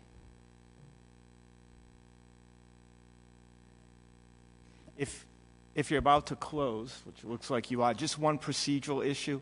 When Dale read at the beginning of the meeting the correspondence that came in, we've been talking about this red line version. I just want to make it clear that came in through my correspondence to you dated October 4th, and all of that is part of the record too. Do I make a point of clarification now or after we close the public hearing? I want to also correct one word in paragraph 3. In paragraph 3, it says excluding weekdays and holidays. That would be a trip. It should be weekends. That was a typo. So it should be weekends and holidays. We know we didn't mean weekdays. Meg, you need a motion to close the public hearing if that's where you're going to go. Make a motion, we close Before you do close, I just wanted to make a couple of comments. I think we are very close in terms of what everybody in this community wants. And I think that the resolution that was passed that Jeff mentioned earlier, it's important to note that there's really two choices for the council. One is to maintain that resolution that was adopted. And that resolution really does talk to the same issues that the ordinance does. I'm not sure a lot of people have read that resolution, but The opening comments within that resolution indicates that South Kingstown has long welcomed and embraced individuals of diverse racial, ethnic, religious, and national backgrounds, and take pride in non-discrimination police policies. So I think that what we're dealing with is the resolution with amendments that were suggested through cooperation with the Immigration Task Force sufficient to meet the needs of the community as a welcoming statement and the security that people have or need, or whether the ordinance as defined with the red line is necessary. Those two, the only real difference between the two is the force of law and a resolution of what the existing policies are of the department. So I want it clear that the ordinance can be passed, but it doesn't change the way our police department will continue to manage. We must, as a police department with sworn officers, we must enforce local ordinance, state statute, and federal statutes, whatever those statutes are. Certainly the statutes do not provide the responsibility for our police department to deal with immigration, and we have not and will not deal with that whether the ordinance is adopted or the resolution is held. I just want to make that clear that this is not a yes or no situation. It's really a preference as to how we as a community go forward. May I speak? Yes, please. Oh, thank you. My name is Mal O'Connor, and I'm a resident of this town and have been for almost 20 years.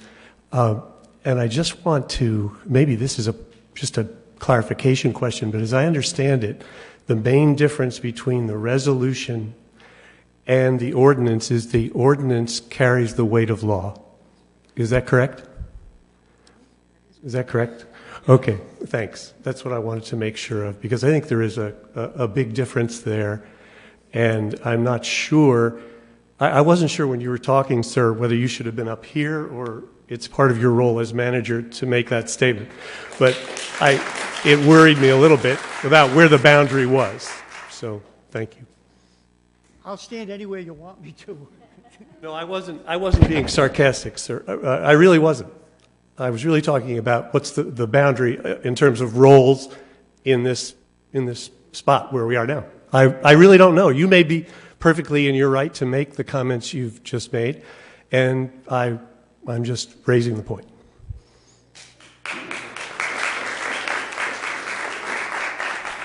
I'm Bill Oley. I'm a resident of Wakefield, and I'm also a professor at the university in the College of Engineering, and I'm on the executive committee of the Faculty Association, our union.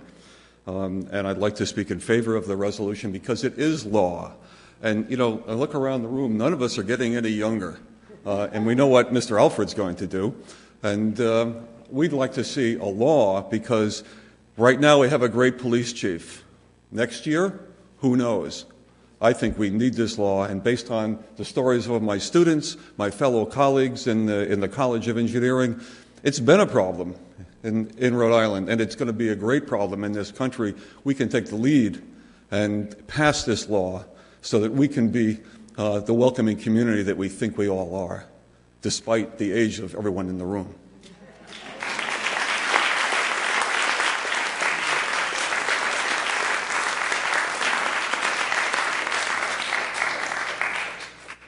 I'll ask one last time if there's any further discussion from the public.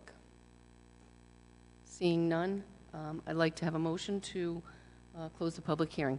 So moved. Do I have a second? Second. All those in favor? Aye. Aye. Motion passes. I just wanted to have a point of clarification. I think Steve may have clarified it. When we make a motion tonight, I believe we have the option of doing nothing, which I don't think anybody in the room wants. The second motion could be to adopt the resolution as presented and amended. And the next option would be to entertain the passing of the ordinance, either with paragraph 4 or without paragraph 4. And I want to make sure. So let me just clarify. So right now, you've closed the public hearing on only the ordinance.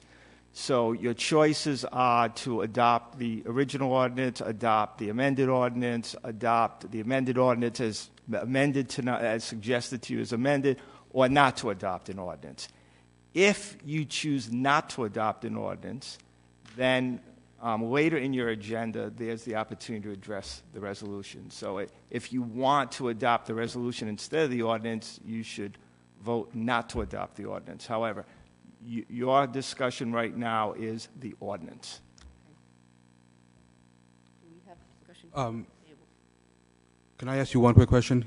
Can you go over the judicial warrant process and what other agencies? So the section that has been suggested by members of the audience that be added back in, that's section 4. It talks about that the South Kingstown Police Department will not provide ICE or Custom and Border Protection with access to an individual in their custody unless there is a judicial warrant. In other words, if ICE, which is an administrative body, sends out some type of warrant or letter in its civilian capacity suggesting that the town turn over or allow them to question it, if you adopt this change, the town's response will have to be, until there's a judicial warrant from a judge, we can't allow that. So it gets back to having a judge make a decision as to whether or not the town of South Kingstown should allow one of these administrative agencies to, question or deal with that person. Outside of a judicial warrant, they wouldn't have to. Does that make some sense? It does. What would the impact be time-wise? It could be right away, or it could be days before a judge? I mean, normally you're talking about a 48-hour period, unless, again, there's a holiday or a weekend. That's why there's an exemption. Not an exemption, but there's earlier in the ordinance it talks about, well, if there's a holiday or a weekend and we can't get to a judge, it's going to be a little bit longer. And in that case, after that 48-hour window would be up, when then the person have to be detained longer? No, or not unless there was a warrant in place. Okay.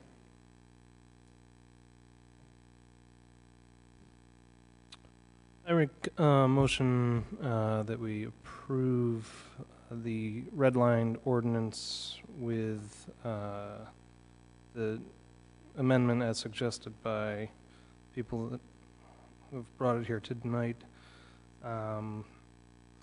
Basically, it's adding paragraph 4 back to the red line version. Would that remove the subsections B, 1, 2? Yeah, we'll renumber the subset. Instead of there being 10, there would now be 11, because you'd be adding a subsection back in. That would be that number 4, if that's the intent of your motion. Yes, that's the intent, and also that minor amendment. The typo problem will fix. Not weekday, it's weekend. Second. I know you made a motion, but we hadn't finished discussion. But that motion. No, totally the motion's been made in second, so now you can have discussion. Sure. So, I'll make a few comments. I indicated way back in March that I was not in favor of the ordinance. I did vote for the resolution, and I stated my reasons then. I think that, again, as the chief has indicated, there's not an issue or a problem that I believe is severe enough to warrant the ordinance. But having said that, I don't think we're dramatically far apart. I think we all want the same things. We all want a welcoming community that's safe and inclusive. I'm not in favor of the ordinance. I stick by my original. I personally feel we are all here tonight for the same reason. We want our town to be safe, and in doing that, we want to allow the people who reside or come into our community to be able to feel safe. That's the most important part to me, that people do get a sense of welcome when they come to South Kingstown, that they do feel that they are safe when they do come to this town. I, too, would like to see the resolution tonight. I will not support the ordinance, not because I don't want people who are undocumented in our town. That has nothing to do with it. It's the means and how the process is being handled, to me, that's important. But I do think we are all here for the right reasons. And as Joe said, we're not that far apart, truthfully. We're not. Meg, I would agree with your statement that we're all here for the right reasons. Anything that I do in my life generally, especially when it comes to difficult decisions, I put a lot of thought into it. Sometimes I overthink it. But I've given this a lot of thought over the last several months, and I would be, and I see both sides, don't get me wrong, and that's what I was struggling with, but I would be in support of the ordinance.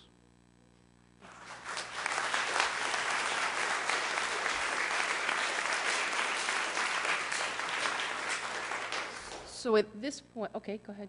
Sure, I have just a couple of quick comments. My husband's worked in town for the EMS department for about 10 years, and my father was a dispatcher in the police station, so I've come to know a lot of the police officers in our town, and I know Chief Jaber. His wife was actually my 5th grade teacher, and I know him to be compassionate and to work with his men and women in the police department in a respectful way, innovative, always coming to us with ideas, dare I say, progressive ideas, and moving with the times. And I think somebody made a distinction with how he referenced terrorism and immigrants, and I don't think that that correlation is true at all in reference to our police chief. I'm proud of everything that he's done. I stand by him, and of all the men and women in our police department, as many people have indicated, I'm very proud of our police department, and there's always room for improvement, but I think that we should be proud of their accomplishments and the things that they're doing in this community. I, too, thought a lot about this. I went back and forth. I thought it was simple, but it's certainly not. I have to respectfully disagree with Meg and Joe. Yes, we all do want a lot of the same thing, but I think where it counts, we're a little far apart. There's a difference between talking about something and giving it some teeth. And, I don't believe that we shouldn't do something because it's not a problem yet. 2 weeks ago, we had a meeting where we addressed how police handle themselves as far as police brutality and how to handle different life-threatening situations. Do we have a problem with that in South Kingstown? No, but we're certainly going to be proactive and address it ahead of time so that if there is a problem, we've got laws and guidance in place to know what to do. We have a great capital improvement plan in South Kingstown, not because we're going to replace our roof in a few years. We're not doing that because it's leaking. We're doing it because we need to take care of it. There's lots of things that we do proactively in the community and up here, and I don't think that this is an overreach for being proactive. I certainly didn't think a year ago I'd be worrying about any of this. I think these are unprecedented times, and while I'm extremely reluctant to intervene and tell our police department how to do their job, I think that there are moments when we're elected to make really difficult decisions. And when I look back at this time in our history, I want to know that I did what I thought was best for the people of our community and something that I would be proud of and that I could explain to my children and be proud of. And I think a lot of what you're talking about tonight is what South Kingstown's about. And for all of those reasons and more, I'm going to be supporting this ordinance tonight.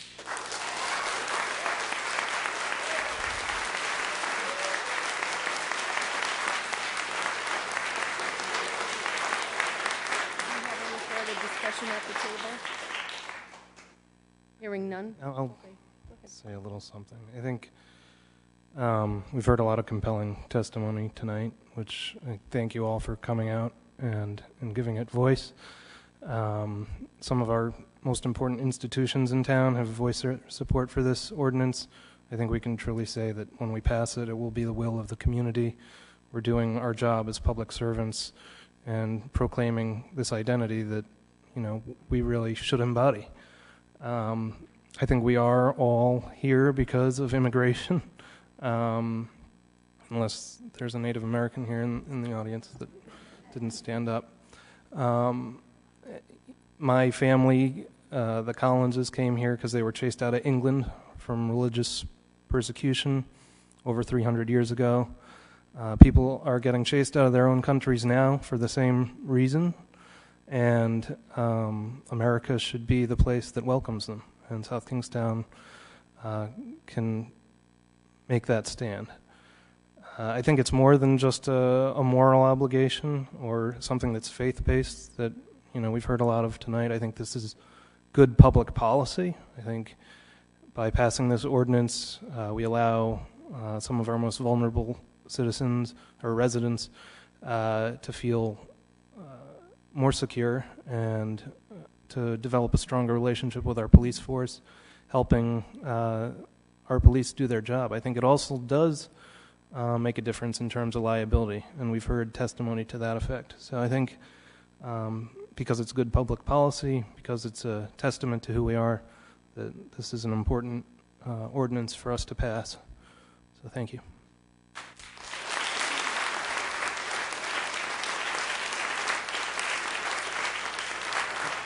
We have a motion.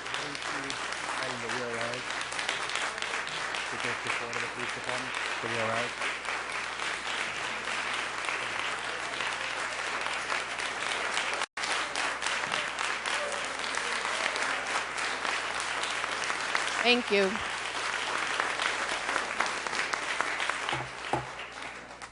We do at this point have a motion and a second on the table. So I would ask the members of the council, all those in favor, please say aye. Aye. Aye. All those opposed? No. Nay. Motion carries 3-2.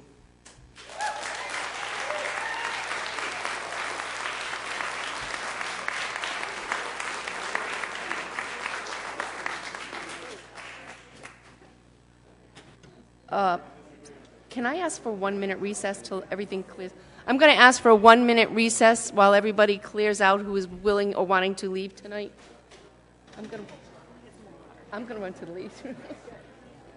That's why I wasn't drinking my water, because I would be going every 2 minutes.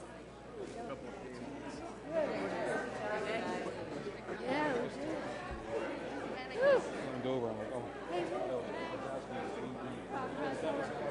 Wow. It was in the red line.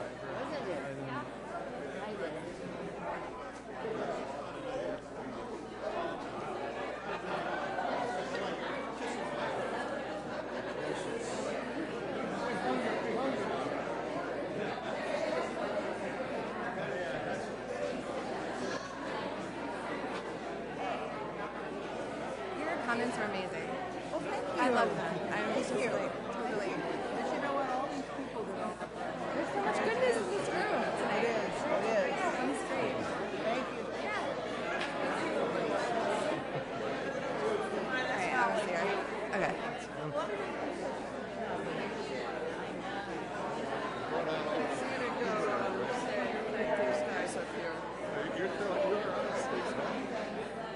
Ryan, thank you. Yeah.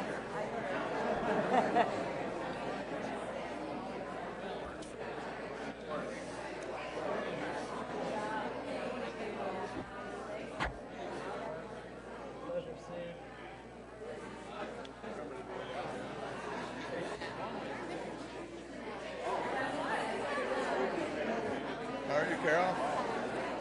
Good. How are you? Yeah, I was holding my breath there for a while. I thought it was going to be in the bag. I thought it was going to be one opposition. I didn't know it was going to be two.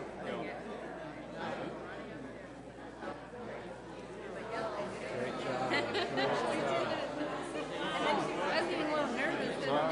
I was nervous really. You're going to run next time, Carol. I think we're sort of lucky. It's not everybody's fault. You can do it. It would have been longer. It's going to be a lot of spots, competitive spots. You know, I hear you. You're going to have to find the people to do it. Yep, no, that's good. Hopefully these people can figure out what people are looking for. When she says that she wants a balance, what does that mean? When Liz says that. Does she want people on the right? They're already all on the right.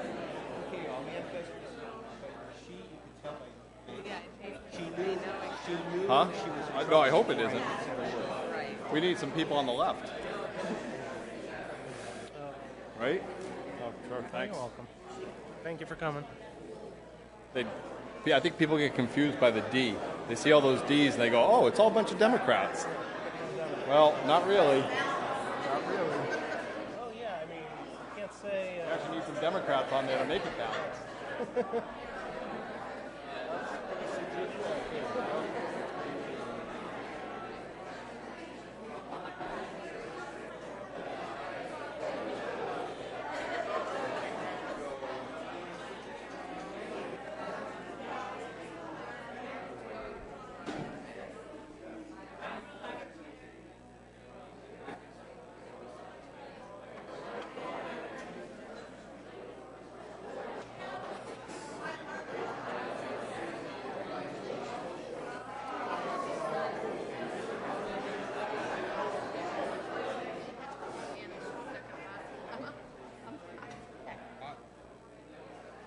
Yeah, no, it's fine. I can still hear. I feel.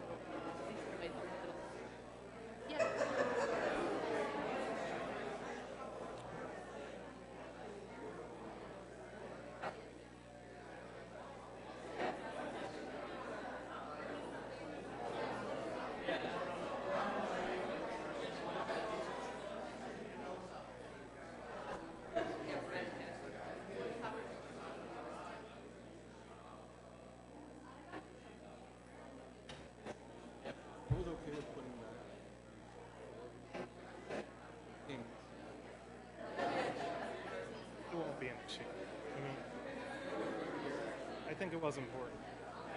Once I understood what it was. Yeah. Suddenly,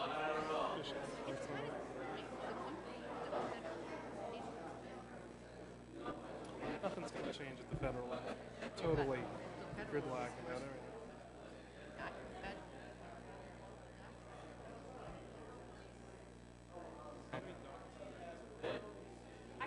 I don't know. There's a because I thought I had spoken to another doctor. Bagel pants. Who I thought was Bagel going to be here. pants. Bagel pants is the word of the day. My tablet died. State, I imagine a substantial number, probably. I had some thoughtful comments, and they were not there.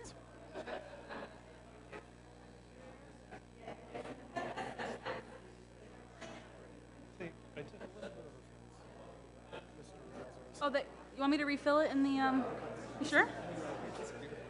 What the hell did I get? We're ready to reconvene. Okay. Next on the agenda, let me just, is item 8B. Communication from Myrna Beiser to the school committee submitting her resignation effective October 11th, 2017. Has been received, placed on file, and the council further directs. Are we going to accept any public comment on this? We don't usually. I think we can, yeah. Comments from interested citizens. Yeah, sure. Can we have comments from interested citizens, comments regarding this? If Sorry? Yeah, if you as a council decide you want comments on an appointment, a majority of you can decide to do that. Well, that's little. Ultimately, the appointment's your appointment. It's not necessary for you to have public input, but if you desire it, you certainly can ask for it. Right. Well, traditionally, when there are people present to speak on a communication matter, we'll let them speak. Well, Mike, I have a question procedurally. if we were to make an appointment tonight, is it here or at appointment on the agenda? Yeah, it's at appointments. Okay, so we're just addressing. Right now, you're working on this resignation. Communication. You know, normally you would thank the person for their service, et cetera. Then when you get to appointments, you would deal with the actual appointment. Yep, okay. So do you recommend that we take public comment if we choose to make an appointment? When you get to appointments. When you get to appointments. Yeah. Okay, then Myrna's not here. I haven't seen her, so. No, I think there's people interested in the appointment part, so we can take comment then. So I'll make a motion that we accept this letter from Myrna Beiser and send a letter thanking her for her service. Second. All those in favor? Aye. Aye. Moving on to communication C, dated October 18th, from James O'Neill concerning construction by the South Shore Village and Country Club, formerly known as the South County Country Club. It is received, placed on file, and the town will further direct. I know Mr. O'Neill is here to speak on his memorandum. Madam Chairman, councilors, I wrote the letter because of a little confusion in my own mind about the legality of what in fact is being built up at the South Shore Country Club. I'm trying to make this quick, the first page here. All this stems from a unique zoning district, R40A, which back in 1982 and then reconfirmed in 1999, reconfirmed again in 2007, that it was a unique use matrix, as Mrs. Latendry told me at one time. The use was for manufactured home parks. Home parks. Okay, you had to have a special use permit to get all that. You had to go through planning, zoning, etc. The applicant at that time, 1999, wanted more than what the zoning board granted for 285 units. They wanted 443. They got the 285. The groups I work with thought that wetlands, ponds, drainage, roads should come out of that for a net yield. Both of us lost. They didn't get the premium they wanted, nor did I get, because Mrs. Latendry reminded us this is not a conventional subdivision. This is not a land development project. This is a use that the town council back in the 70s, followed by planning and zoning, they gave these two lots, Tuckertown and now South Shore, gave that use as a mobile manufactured home park.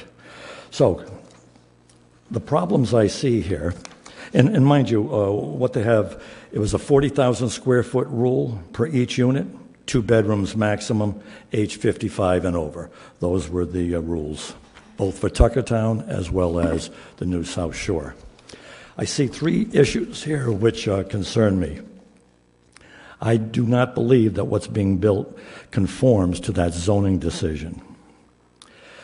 I have seen a couple of the deeds of those who are buying in the South Shore, and they have fee simple titles. Fee simple to me is always meant in the real estate business. Not only do you own the house, the building, but you also own the lot beneath it. Yet the manufactured home ordinance park refers constantly to ground leases.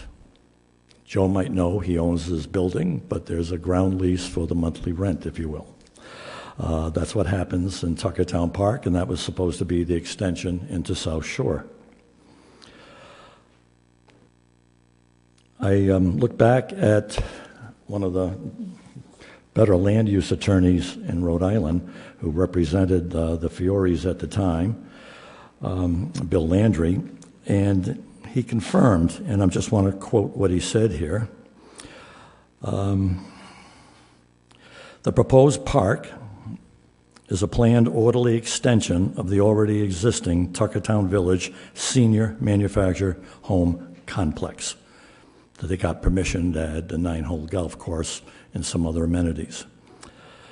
The housing units themselves will be 8 to 1,500 square feet, the same as Tuckertown Village. things change. South Shore's 1,600 minimum, up to 2,000.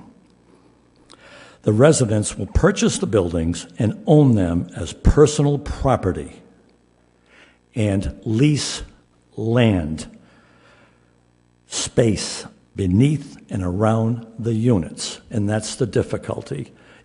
It's not a lease, it's fee simple, where the basements come in, and these are full basements, and it looks as though it's a conventional subdivision.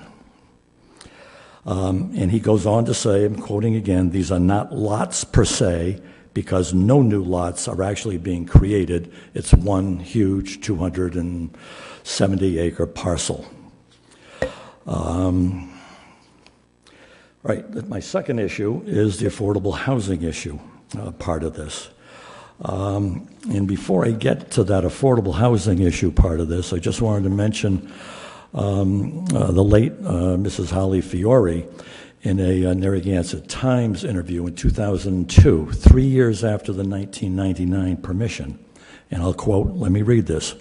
And this is Mrs. Fiore. Like neighboring Tuckertown Village, residents of South County Country Club, now South Shore, would lease their house lots, but purchase one of the several models of manufactured homes. Homes are limited to 2 beds, maximum 3 people, 55 or older. And she goes on to say approximately 30% of those living in Tuckertown are single homeowners. Fiore said the concept of leasehold communities, popular everywhere, gaining momentum, so on and so forth. And especially the affordability is a particular benefit to older citizens because it offers them a sense of security. Wow, that says it all. Lease, lease, lease, everywhere. So, part 2 of my issue here is affordable housing. And again, to quote Mr. Landry, this housing proposed represents the only non-subsidized housing in the town of South Kingstown available at these price levels. This was Tuckertown. South Shore was going to follow up. South Shore's current average prices of solds for the last year have averaged about $118,000. The average of the last 10 sales in South Shore have averaged $415,000. We obviously have a difference. I really believe it comes down to that this is a conventional subdivision, which your zoning board and planning board in 1999 addressed that issue. And they said, with their approval, bear with me here while I get the with their approval,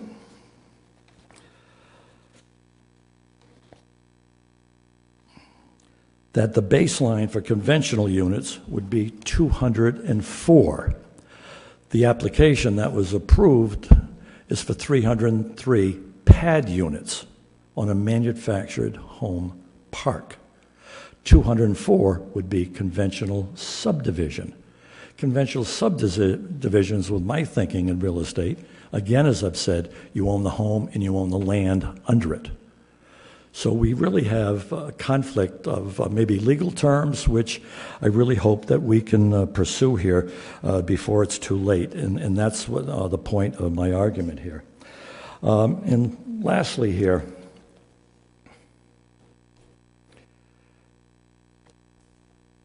is the environment. The environmental issue was really addressed from the South County Country Club folks. They had incredible experts, really excellent experts, nitrates, groundwater flow, groundwater period, you name it, they did a great job. But all of their studies that were given to DEM, Coastal Resources, everything else, looked at 443 pad units. Pads are not full basements. Pads sit at the ground level. And that's how those studies were done. So they missed a huge amount of interference with water movement. Water pushes nitrates. They push any toxic problems. They'll push anything around. So the studies were all done on a surface basis. like Tuckertown Village. That, to me, if you added up, if you made a straight line of the 300 foundations they hope to build in South Shore, if you put a straight line together, we've got about 50,000 feet of 1-foot thick cement wall, 10 feet deep, 45,000 plus feet long. That's 9 miles. So you know there's going to be effect under the surface. But that wasn't one of the, if you will, issues that they sought, because all of their studies by their experts were for surface, not basements. In the basements at this place, every one of the multiple listing that they have is a full basement. The house sizes are averaging 1,800 square feet. So that's 1,800 square feet more on top of a 2-bedroom septic system that now is underground. Incredible. That's a huge number. Finally, let me just give you a couple of things which I think are important here. Department of Business Regulations, State of Rhode Island, Division of Licensing, Mobile Manufacturing Home Parks. Number 1.5, no person shall operate said park without first obtaining a license. Tuckertown has been religious in doing all the proper paperwork. They have the license. There's been no license here at South Shore, even though they were granted the mobile manufacturing home park. 1.6, they must file a copy of the license in the town clerk's office. Has not been done. 1.7, must maintain 4 years of all leases, etc., to any resident who vacates. DBR goes on to say, Chapter 31, 44, 1, 2, 3, 7, 14. Manufactured homes, manufactured parks are detached residential units. They're transported on detachable wheels, flatbeds, trailers, etc., to be placed on pads or piers. And it goes on finally to say, manufactured home park means a plot of ground where 4 or more mobile or manufactured homes may occupy. And then finally, it has a whole section on lease. All terms of the occupancy must be disclosed in a written lease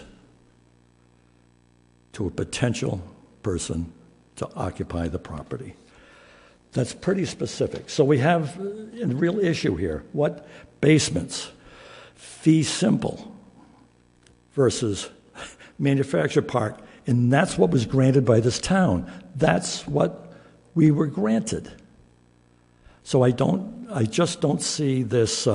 I see right now what's going on here. I see them getting their cake and eating it too, because they're using the pad numbers of 303 for rental property. Gross lease, leasehold, whatever you want to call it. And yet the planning board addressed the fact that if this were conventional, you're back to 204 units, give or take, whatever the survey finally came out. So it's pretty close to 204.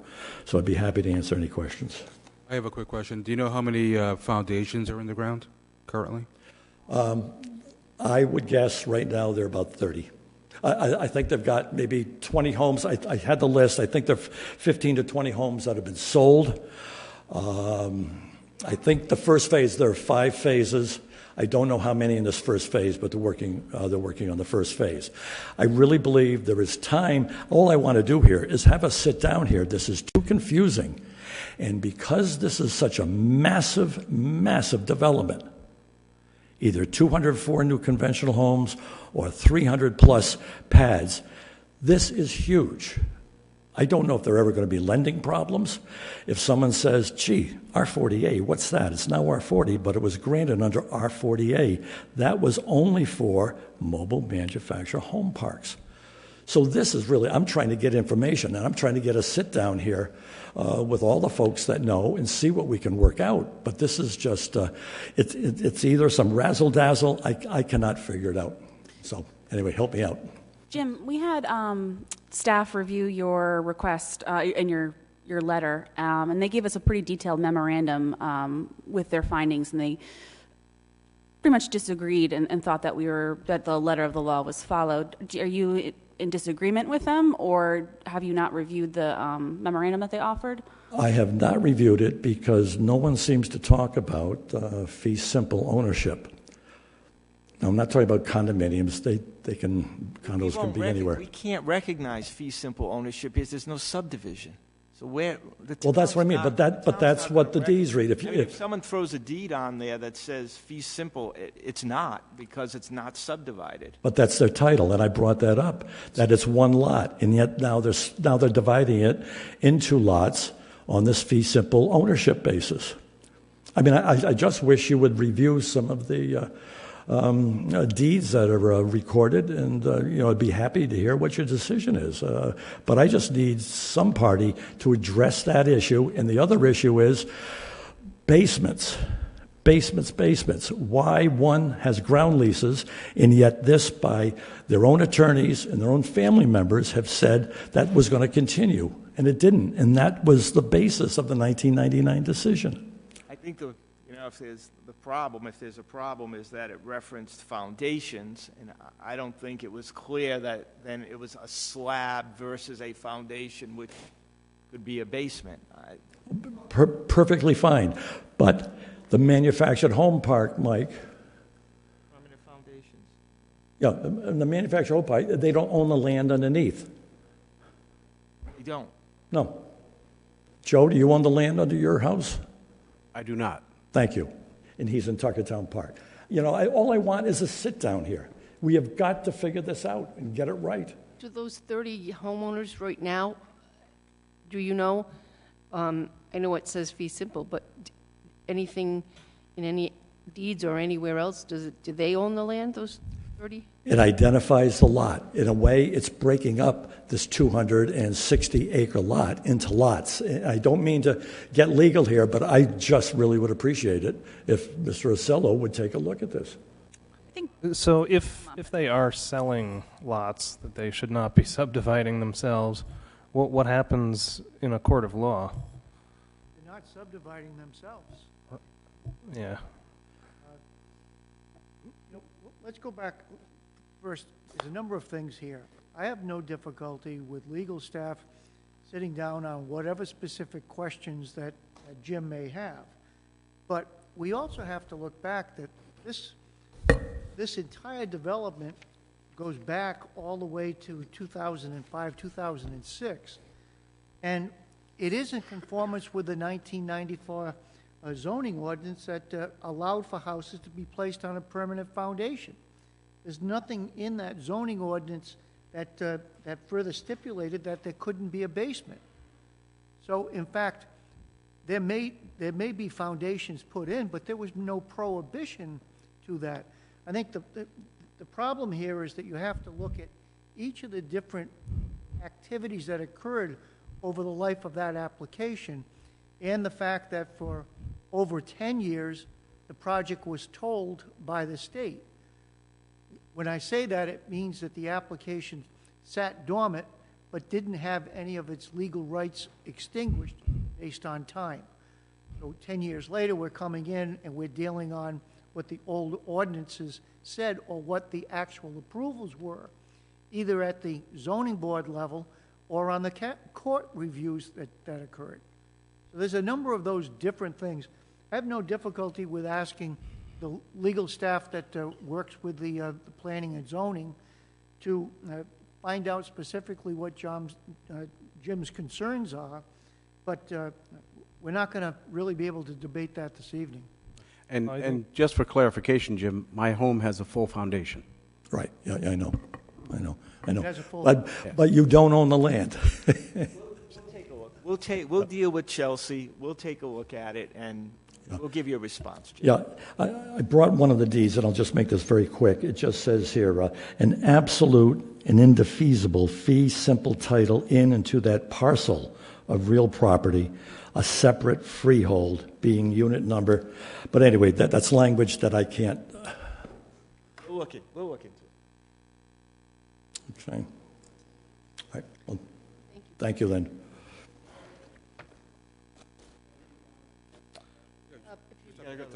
Podium and state your name, please. Yeah, Rick Enser. I live in town over on Curtis Corner Road. Just as a point of law, which, again, this is a very confusing issue, but in answer to your question about, you did get an advisory opinion from the planner, I guess it is. And I guess the only question I had about that was, she did talk about this issue about the foundations and saying that there was nothing specifically in South Kingstown zoning ordinance that says anything about basements. And saying, and using that as the, well, it doesn't say in the ordinance that you can't have a basement. And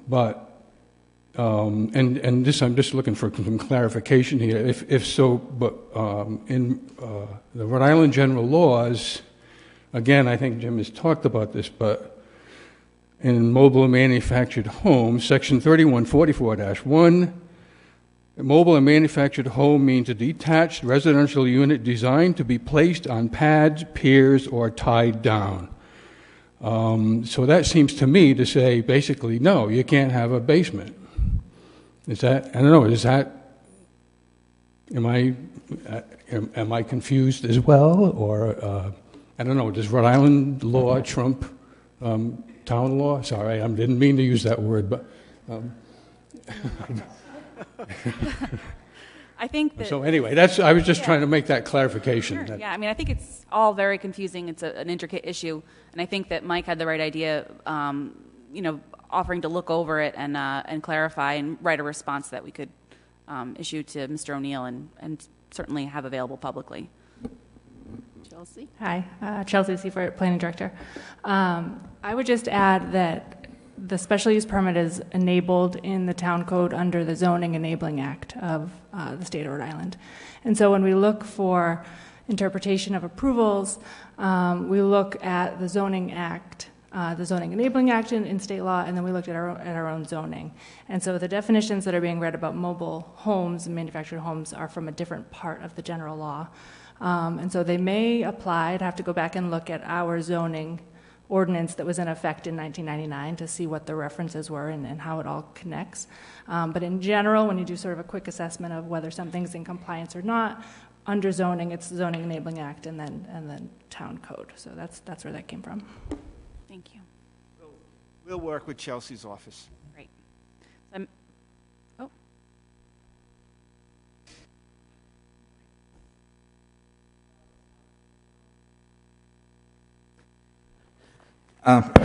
Hello, I'm Rod Rasso again from Perryville, and I don't have too much to say right now. I came up here to cry a little bit, and thank you for, again, it's the same as before. I'd like everybody to adhere to the letter of the law, examine what we have or what we've established so far, and that's maybe transparency and just adhere to what's legally said already. Now, I've lost already because the Pine Barrens basically are gone, and one of I brought the wrong glasses.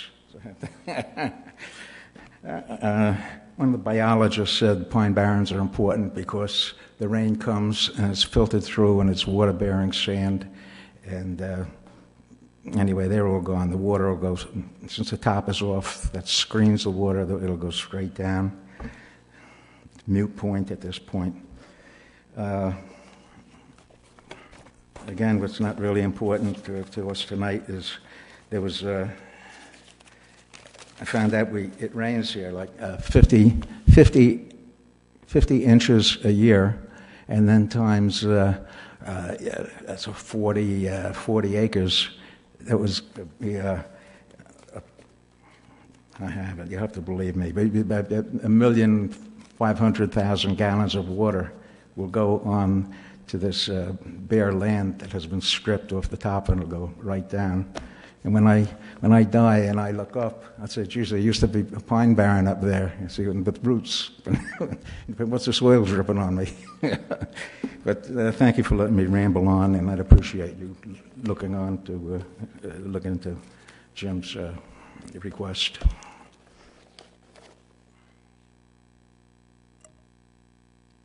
Good evening. I'm Vicki Cummings from Gravelly Hill Road.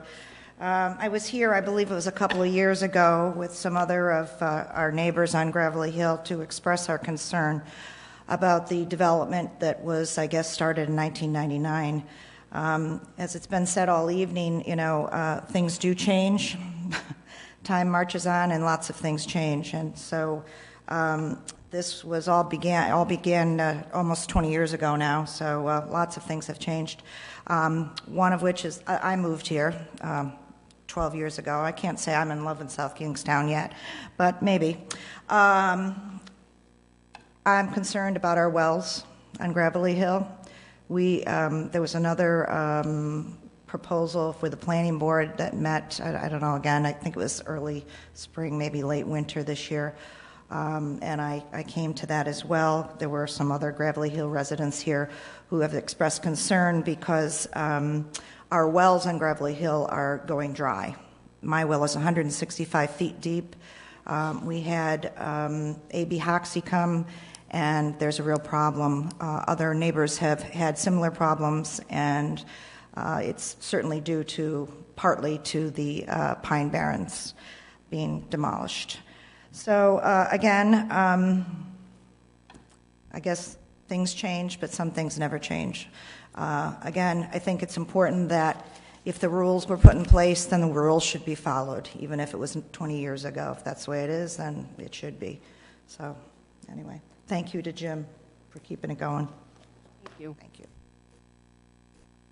Would anybody else like to speak on this topic? I make a motion that we refer this item to the town solicitor for review, and we'll eagerly await his response. Second. We'll do it in conjunction with the planning department. Wonderful. Thank you. I have a motion and a second. All those in favor? Aye. Aye. No opposition? Thank you. Thank you, Jim. Moving on to item 9. Now is the time that we take comments from interested citizens. If anybody in the audience would like to come up and speak, now would be the time to do it. I'm going to ask you to please state your name for the record. Meg, perhaps this would actually be the appropriate time for people who are interested in the school committee position to, I think there are a couple candidates here. Anybody can talk. And then that'll help us make a resolution when we get to the appointments section. Not to stop you from, you can speak about whatever you want. Thank you. It's kind of hard to stop me from speaking, huh, Steve? My name is Maureen Egan. I'm a resident here. I'm just asking, and I apologize if you've already had this issue in the past and discussed, but it's something I saw in the Narragansett Times that if you haven't, I'd like us to consider. The town of Narragansett last year gave 1 week of free yard debris waste over at the Rose Hill transfer station, and I'd like to ask that that be considered for South Kingston also. It was in late fall when people are cleaning up their leaves in their yards, and again, if there's been no discussion about it in the past, I'd like you to consider it in the future. Thank you. Thank you very much. Anybody else like to come up to the podium to speak? Hello again. I'm Carrie Curto, and I would like to speak in resounding favor of Sarah Markey to join the school committee. She is a leader in fairness. She has put the needs of people that do not have the loudest voices in the room before her own. She's brilliant. She's caring. She has an uncanny ability to help solve disputes on two sides of a matter, whether it's on the national level or to young boys that I've seen with my own eyes. In fact, one of those boys is my son, and he was in tears that he could not be here to say nice things about Sarah himself. So if, as a parent of a kindergartner, a 3-year-old who will be in South Kingstown school districts, and another one on the way. I would really highly love to see Sarah Markey on our school committee. We're lucky that she is willing to do this commitment, and we would be even luckier to have her. Thank you. Congratulations. Anybody else care to come to the podium to speak?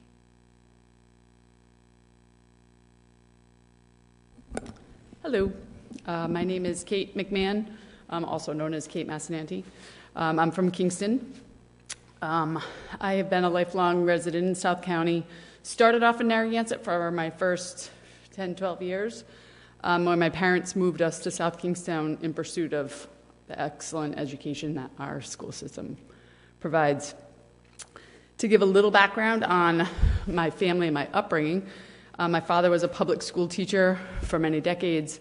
He moved on to become a teacher and ultimately a department chairman at the Community College of Rhode Island. My mother was a special ed educator. She worked over here at the LaPlante Center for many years, working with adults with differences in disabilities, kind of getting them able to go out into the workforce. I myself, all my education is actually in education, early childhood and elementary degrees. I have a master's in adult education, and I taught up at CCRI for about a decade before I moved into the technology sector over here at American Power Conversion, which is now known as Schneider Electric. Recently, during that time, I also became a small business owner. I purchased a cafe over on the University of Rhode Island. Just recently, Schneider Electric eliminated my department, so I found myself with more time to focus and dedicate towards our school system and the education in the community, which I'm very passionate about. More often than not, you'll find me in our schools. I'm often at school improvement team meetings, at our district's wellness committee meetings in the high school with our music boosters. I'm the president of the high school parent-teacher group. Currently, I am working with Principal Mezzanotte and some other teachers to establish the South Kingstown Alumni Association here for our school. So I'm often I'm always around. I'm always around in the schools, working tirelessly with teachers, the administrators, to elicit and encourage positive changes within our school district. I also would like to add that I am a homeowner, obviously a taxpayer within the district. I am the one in my household who does maintain our family's budget. I pay our finances. I'm fully aware as a community member of how much we invest in our school district with our taxes and with our commitment to our school system. I also am fully aware that our school operating fund is one of the largest chunks of the town's budget that we all contribute to. With that being said, I understand that our schools need to be properly funded. That's extremely paramount. But I also feel on the other side of it that our taxpayers do a very good job at making sure that happens. And so I believe I can be a voice from both sides where our taxpayers are footing a lot of the bill for our budget, but it's super important. So we want to keep on doing that, but we need to find a way to balance that out. And I think I have a kind of a level head on how we can work together in order to make that happen.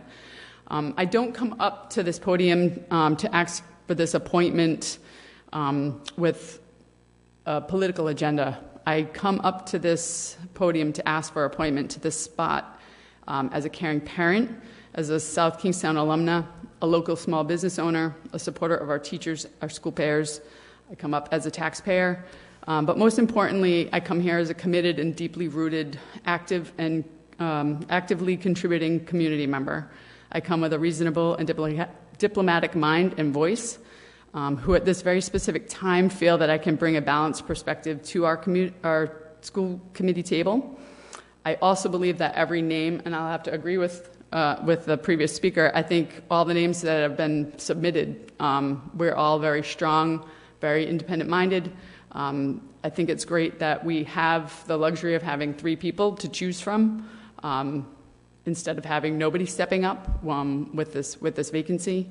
I firmly believe this particular point in time and with the configuration of the current board, I do believe that I would be the option to best fit at the table. So I thank you for your time and consideration, and I eagerly await your decision.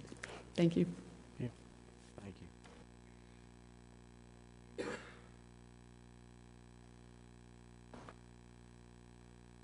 Hi, good evening. Tara Apperson. I'm an SK resident. Here we are again, round 3. I wanted to speak in favor tonight of Sarah Markey being appointed to the vacant school committee seat. We need someone who's dedicated to serving all of the students in our district, and Sarah's already demonstrated this dedication. She's attended most of the school committee meetings over the past several years. She's spoken out and communicated proactively with our current school committee members regarding some of the pervasive issues that affect students in our town, students and teachers, such as school spending and budgeting, the achievement gap, and equity for our students. I've seen Sarah at work on a professional level, and she's incredibly smart, insightful, and amazing at bringing people together to problem solve, which I think is very much needed in our current school committee climate.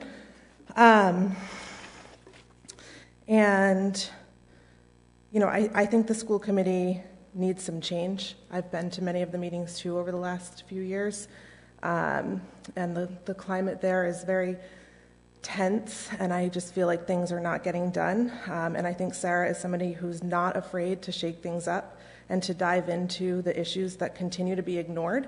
And I know she has the passion to do this and do it well. And knowing Sarah, I truly, truly believe that she will change the schools in our town for the better. Thank you.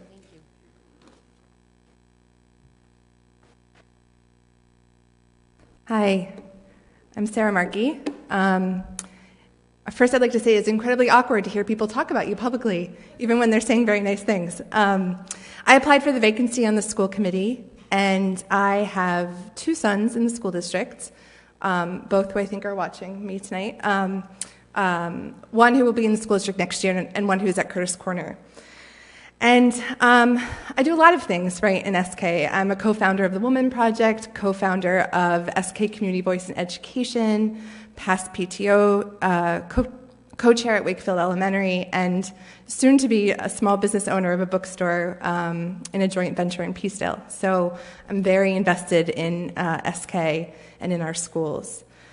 I'm also a unionist. I don't make any bones about it. I work for the Union of Educators, not in South Kingstown. In fact, I've never worked with the locals in the South Kingstown School District, but with locals across the state. It's given me incredible insight into the way things work and how they can work really well. I've worked with school districts across the country, in fact, on things like reducing standardized testing in classrooms, passing state legislation to ensure full funding of our schools, ending the school-to-prison pipeline, things that happen here in SK too. I think I bring a world of expertise and experience to education in SK. So I came to work for the Educators Union actually out of parent organizing. I was a community organizer, and was drawn to work for the teachers because I really deeply believe that education is the great equalizer, right? Every kid needs a shot at to hit their potential, both my kids and every kid in SK. And I want to be the kind of school committee member that's thinking about, are kids going to school excited every day? Are we raising critical thinkers? Because it's important for SK, but it's important for our broader democracy. Are we really using research back techniques in the classroom and doing all of that, knowing that we have to make tough decisions, right, around facilities, around the budget? And I think I bring a lot to the table to be able to do that. I didn't come to this decision lightly. I had a lot of friends, parents, neighbors ask me if I was going to apply for the vacancy, and I reflected on it because I think we've both had a culture of a certain type of politicalness on our school committee, and I think we've had a culture of inconsistency, right? So I am committed to this. I want to see it through. Obviously, given the age of my kids, I have no choice but to be invested in our school district. So here's what I think I bring to the table. I think I bring a lot to the table around experience, but I think there's two key characteristics that I bring. One is collaboration. I'm very collaborative. I think even though sometimes tough decisions do have to be made, I think there's ways to do that that's very collaborative amongst school committee members, but also with the community and with parents. And there's a huge need for transparency and for people to feel like they're part of this collective decision-making and what happens in their child's education. And I think I bring that to the table. The other is that I'm passionate. I'm passionate about education. I'm passionate about public schools. I'm passionate about SK. And I think that that's part of what would drive me through the level of commitment that you really need to have to be on a school committee. So as Kate said, I think there are great candidates before the town council for this vacancy. And I'm very excited that there are 3 people who are putting their names forward. I think that's a sign of really a healthy engagement in our schools. But I also do think that I'm the best candidate. I think I have 15 years of experience in education and bring just a wealth of experience and insight to the table. So thank you for your consideration. Is there anybody else that would like to come up to speak?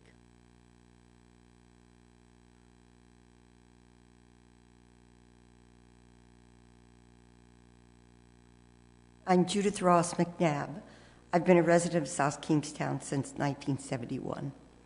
I'm a former school committee member, and I am deeply impressed that Sarah Markey brings a professionalism to the position that most of us during the time of the 70s, when I was on the school committee, did not have. It's a different world now. The schools are more sophisticated. The demands on the candidates, you have to be more than just a committed mother. You have to be more than just someone with a good heart.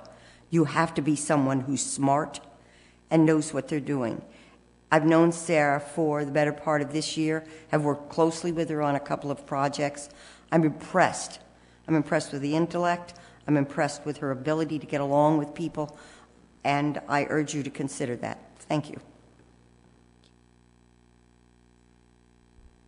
Okay, anybody else before we move on? Mike, is it appropriate to be able to ask questions of the... I think not during public comment. However, when you get to appointments, then it would be appropriate because the appointment of the person is actually on the agenda. Okay. That would be, wait till then. Okay. If we're all done and nobody else wishes to speak, I'd like to move forward to the town manager's report. I'm set if the council is. We've gone over everything in the pre-session. Thank you. And town solicitor's report. Yeah, just quickly, at the end of September, you might recall there was a homeowners association president who was here about a dilapidated pool shed, and it just so happens this morning Judge Isherwood assigned that matter to trial for November 6th. So we're gonna have a resolution soon. That was the property, 1443 South Road. So I will let you know at your first November meeting what happens with that. Thank you. Excuse me. Moving to item 12, as far as appointments go, we did have one interview tonight already. I don't know if the council is willing to move forward with that appointment tonight. If so, we can make a motion. If not, Make a resolution to appoint Thomas Rutliff to the Economic Development Committee. Second. All those in favor? Aye. Motion carries, seeing no oppositions. Moving on, before we start the next process, I would just like to say that we discussed this in our work session earlier tonight. We weren't even sure whether we were going to be making an appointment or not this evening. But collectively, we decided it was the right thing to do so that the candidates can move on, can get their feet wet fast, and can be part of the school committee. It's very important for the cohesiveness, not only of the school committee members, but for the teachers, for the administration, for the students, and for the community at large. This is going to be a very difficult decision because there are 3 people who are all tasked and are all qualified to be able to take the position. So I just wanted to say, whoever does get the position tonight, we all wish you the best. And to who does not succeed tonight, this term does expire in November. So there will be an election. And personally, myself, I would ask that whoever does not get appointed tonight seriously consider a run in November. I'll make a resolution appointing Sarah Markey to the school committee for a term to expire in November 2018. I will second that motion. Are we allowed to ask questions? Because I thought we were going to ask And questions. now is the time. Yeah, we would ask. I'll make a motion to nominate Catherine McMahon. Do I have a second? I'll second that. Okay, I was going to say I'll second. And we can discuss that. And then there was another candidate, Kevin Jackson. Kevin Jackson. Anybody have a motion? That's not going to be possible. It will come down to either Kate or Sarah. Now's the time for council table discussion.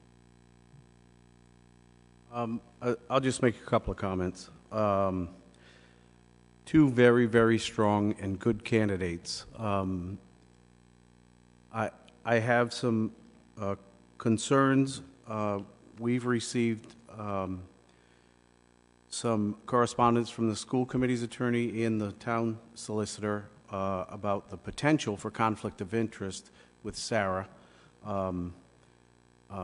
But I will say again, both very strong candidates. That's really my biggest concern. And while it's true that nobody can give a clear answer, except for the Ethics Commission, on a specific agenda item, both attorneys seem to be leaning toward there's a pretty strong potential here. So that's my hesitation, and I support Kate. I think that that's a valid concern, definitely, given the communication we received. So I was hoping that maybe Sarah could come forward and speak about the potential conflict of interest. Really, if the Ethics Commission were to find that you couldn't vote on a significant amount of the items that come before the committee, what would your response to that be? So, one, I think this is unprecedented, right? I approached the Ethics Commission to get some guidance before I even put my name in or applied. And as you all know, you have to be in a position to get the advisory decision. So what I do know, right, what we do know is that recent history, right, if you look at recent history in school committees, there are members, people who are covered under NERI collective bargaining agreements who are on school committees. And what the Ethics Commission has consistently found, again and again, for those folks, is that they have to recuse themselves from negotiations with NERI locals. So I'm prepared to do that. And I think anyone who is sort of guessing at what the Ethics Commission would decide is doing just that. They're guessing. And all we can look at is recent decisions, and recent decisions are recuse yourself from negotiations. So can I comment to that? Yeah. This discussion is proper? Yeah.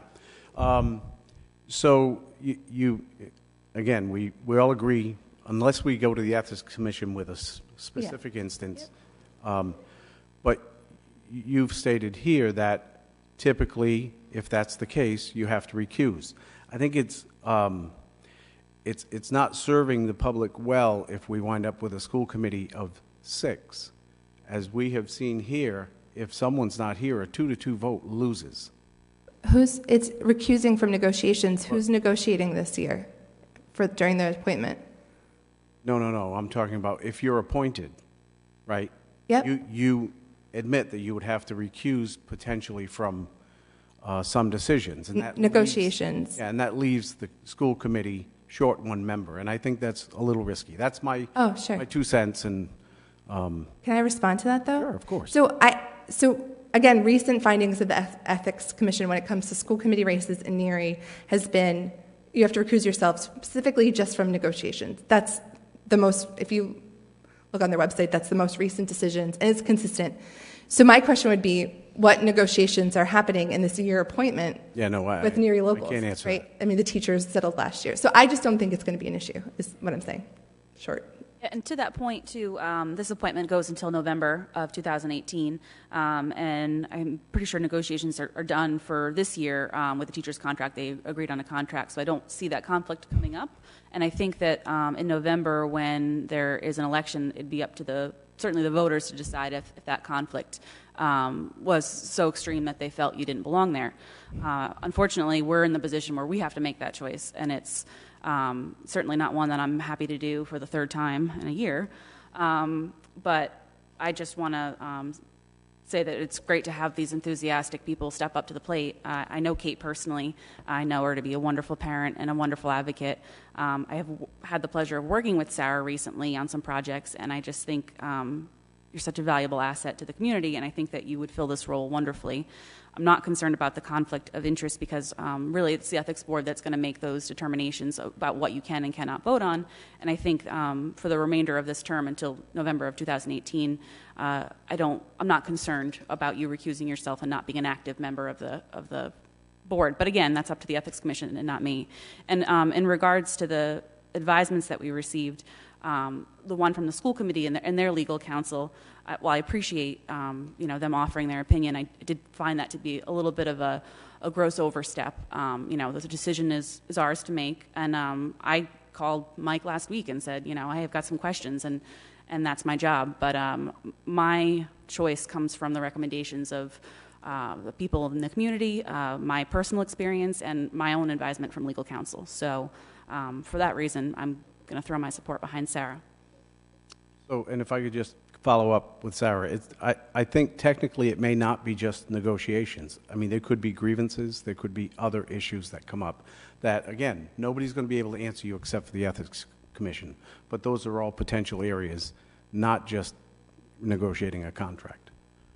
So those are other potential areas. And again, no one can answer that tonight. That's the hard part. Personally, I think I've gotten to know all three candidates very well over time, and they're all very good candidates. And to be honest, with some of the vacancies coming up so often, I'm very happy that there are three well-qualified people that are willing to step into the school committee. What I would recommend, kind of like what Meg recommended, because I actually was going to ask it as a question to both of you, was whether or not, if neither of you or one of you was only appointed tonight, would the other person be willing to run in 2018? And you can answer it if you'd like. Yes, please. You can come up to the mic. That's fine. I was planning on running in 2018 anyway, so when this opportunity came up, it made sense for me. So, yes. I really don't know, right? I've thought about it a lot, and I've considered running in 2018, but I'm still deciding. So I just want to be honest. I'm not sure. Okay. And to elaborate, I would feel much more comfortable if the voters said they were comfortable with a potential conflict rather than a straight appointment. We have two motions on the table at the present time. The first was made by Abel, seconded by Liz, for Sarah Markey. All those in favor of the appointment of Sarah Markey to the school committee, please say aye. Aye. Aye. All those opposed? No. No. Okay. From protocol, we have a second resolution on the table made by Joe Veely and seconded by Bryant for the appointment of Kate McMahon to be appointed to the school committee. All those in favor, please say aye. Aye. Aye. Aye. All those opposed? No. I said aye. Oh, okay. I So we have 4 to 1? By a vote of 4 to 1, Kate, congratulations, you are now appointed to the school committee. Thank you both. I know, it was tough.